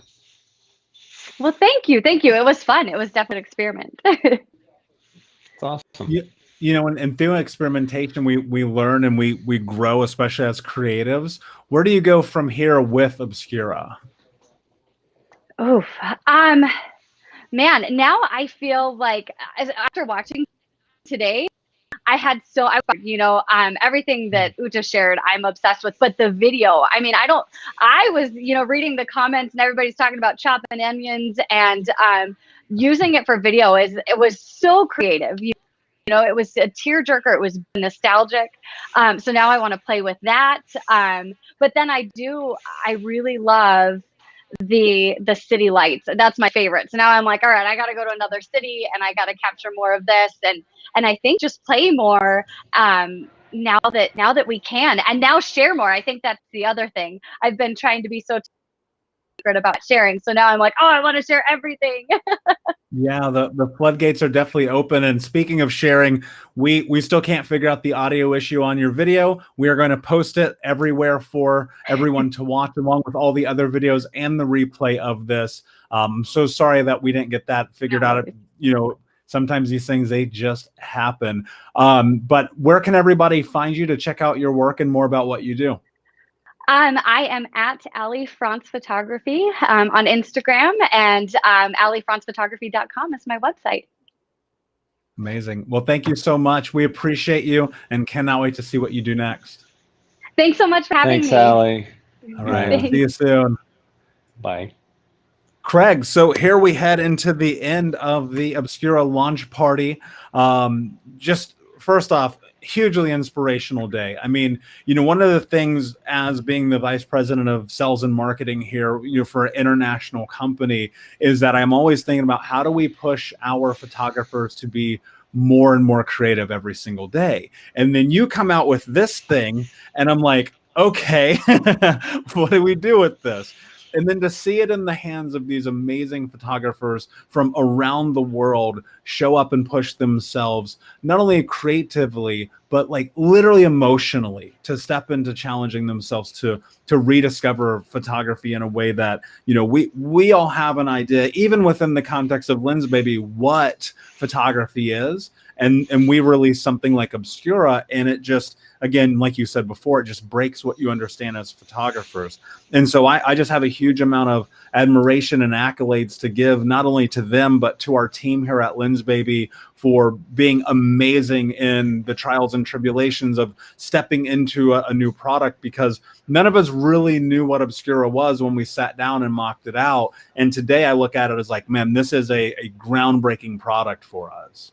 Well, and Michael, I want to put that back on you as well, because you wanted to get it in the hands of people so you could understand it, and ultimately that has helped us explain this to our users, because Drew, one of my engineers, and myself were like, get it out to the market. We don't want to sell it to too many people. We want to qualify them and people that are familiar. And what this show, this conference has done, it's both qualified by saying, don't go do this if you're not willing to go through the learning curve. And the other side of the learning curve might be a pot of gold for you. Like, and we wouldn't have done that if you hadn't have said, hey, we got to get this out. You and Kayla managing that process has really gotten us to a place where we could explain this much better, and I think has a much better chance of people taking this, you know, following the lead of the ambassadors that tested this, and using that support that wouldn't have been there otherwise. Yeah, absolutely. And I think that there's so much to support to be had, because, you know, whether you're shooting on the 16, or, you know, if you're using the 50 millimeter, you just grab the optic, you know, the Lensbaby Unplugged community here on Facebook is so supportive. Our customer happiness team is super supportive. I know people reach out to you and I independently every day, asking questions on how Lensbaby can support them in their photography endeavors. So the one thing I would say as we start to take away and end the day here is, like, you're not alone in this process of like trying to figure this thing out, because I'm going to tell you right now, if you put this on your camera, it's not going to be the easiest thing you've ever done, but like you said, it might be a pot of gold and be the most rewarding.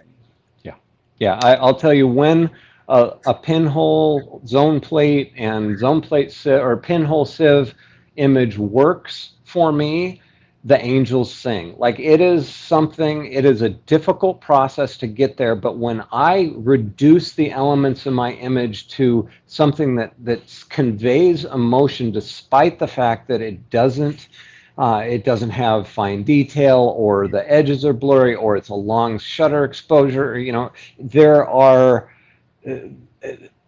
I've stacked the deck against myself. Like any sport, you limit yourself. You tie your hands behind your back. I mean, literally in soccer, like, you can't touch the ball with your hand. Well, one guy can, but he can't do other things. Like what are you doing in your life, in the things that are important to you, in the way that you interact with your art, that's tying your hands behind your back, that's going to make you stronger? Because, hey, I can only use my feet, or I can only use my head, or I can only use my hands. Like, what is it about this that this lens is analogous to? Because it's yet another way to eliminate other options that we're familiar with, that's going to challenge us to get better in other ways. I mean, when people have brain injuries, the rest of the brain takes over, oftentimes takes over those functions.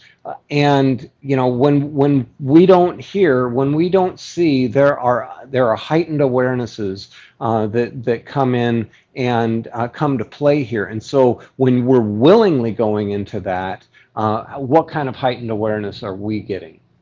Yeah, absolutely. And I love the idea of the challenge, especially in photography, because, you know, I think if you are in your comfort zone as a creative, and especially as a Lensbaby photographer, then it's probably time to start pushing to the next level. And that's what Obscura will do for you, because there's no way you're not going to be challenged, but it's a challenge worth the endeavor.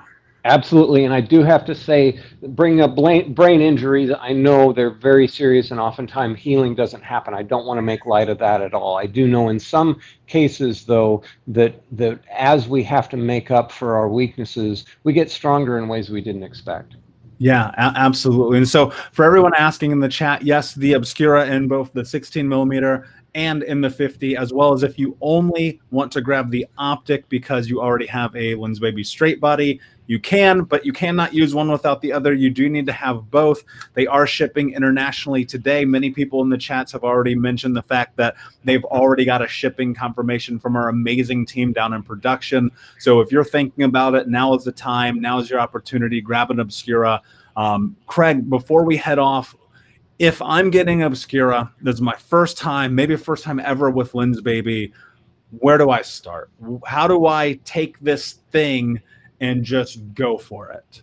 Well, like you said, you need a lens body. That might be the Composer Pro, Composer Pro 2, or the straight body that you've got, or the old Scout. But you do need a lens body to mount it onto your camera. And then once you've got that, I would push it to the limits. Like with the optic itself, there is a focus plane, so you will see focus on the pinhole sieve and the zone plate options. Now, it's not going to be a huge change, but at 50 millimeters there will be some. So minimum focus at its optimal focus, which at f20 or f32 or f45 might be, I don't have the numbers in front of me, might not be super apparent, but play with that. It's not just a zoom function, because it'll feel like a zoom function. With the pinhole setting, it is a zoom function. It's a 1.2x zoom, so you can get a little bit closer on the pinhole and you won't see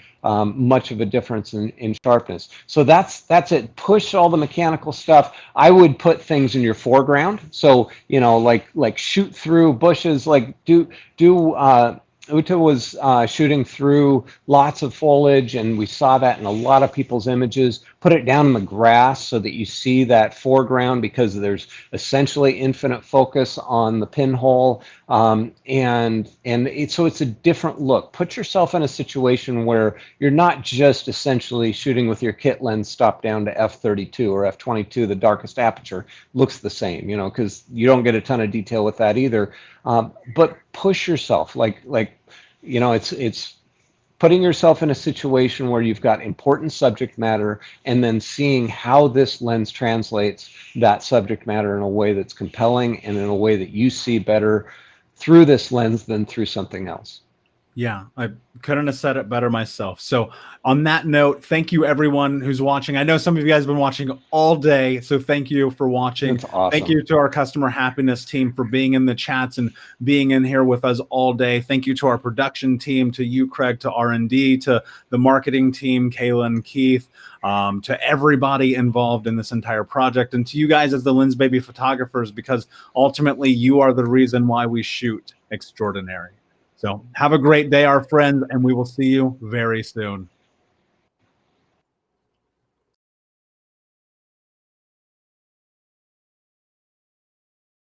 This is the new Lensbaby Obscura. It's a really fun lens, and if you're looking for something to really take you out of a creative rut or inspire you to look at the world in a different way, this is a great lens for that. What I loved about the Obscura is the 16mm wide-angle lens, because it allows me to improve the composition in architecture and landscapes. So here it is, the Lensbaby Obscura. Have fun with it and shoot extraordinary with Lensbaby. One of the things that I love about Lensbaby gear in general is it does really, truly push me to try things differently. But one of the things I love about Lensbaby is that they kind of give you back that sense that you're using film, but so much, obviously it's digital. The Obscura lens, which is the new lens from Lensbaby, I love the process of learning how to use it. I love the random effects. I love the fact that there's so much that you need to take into consideration before you use it. I felt like I was actually being a proper photographer. With the Obscura, that's just a little bit different, unique.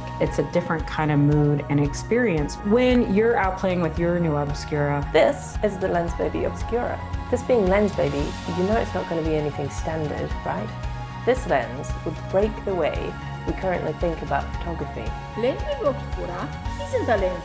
Obscura is an extraordinary experience crafted in the origins of photography. It's all just a process. It's part of the journey with Lensbaby's new lens Obscura.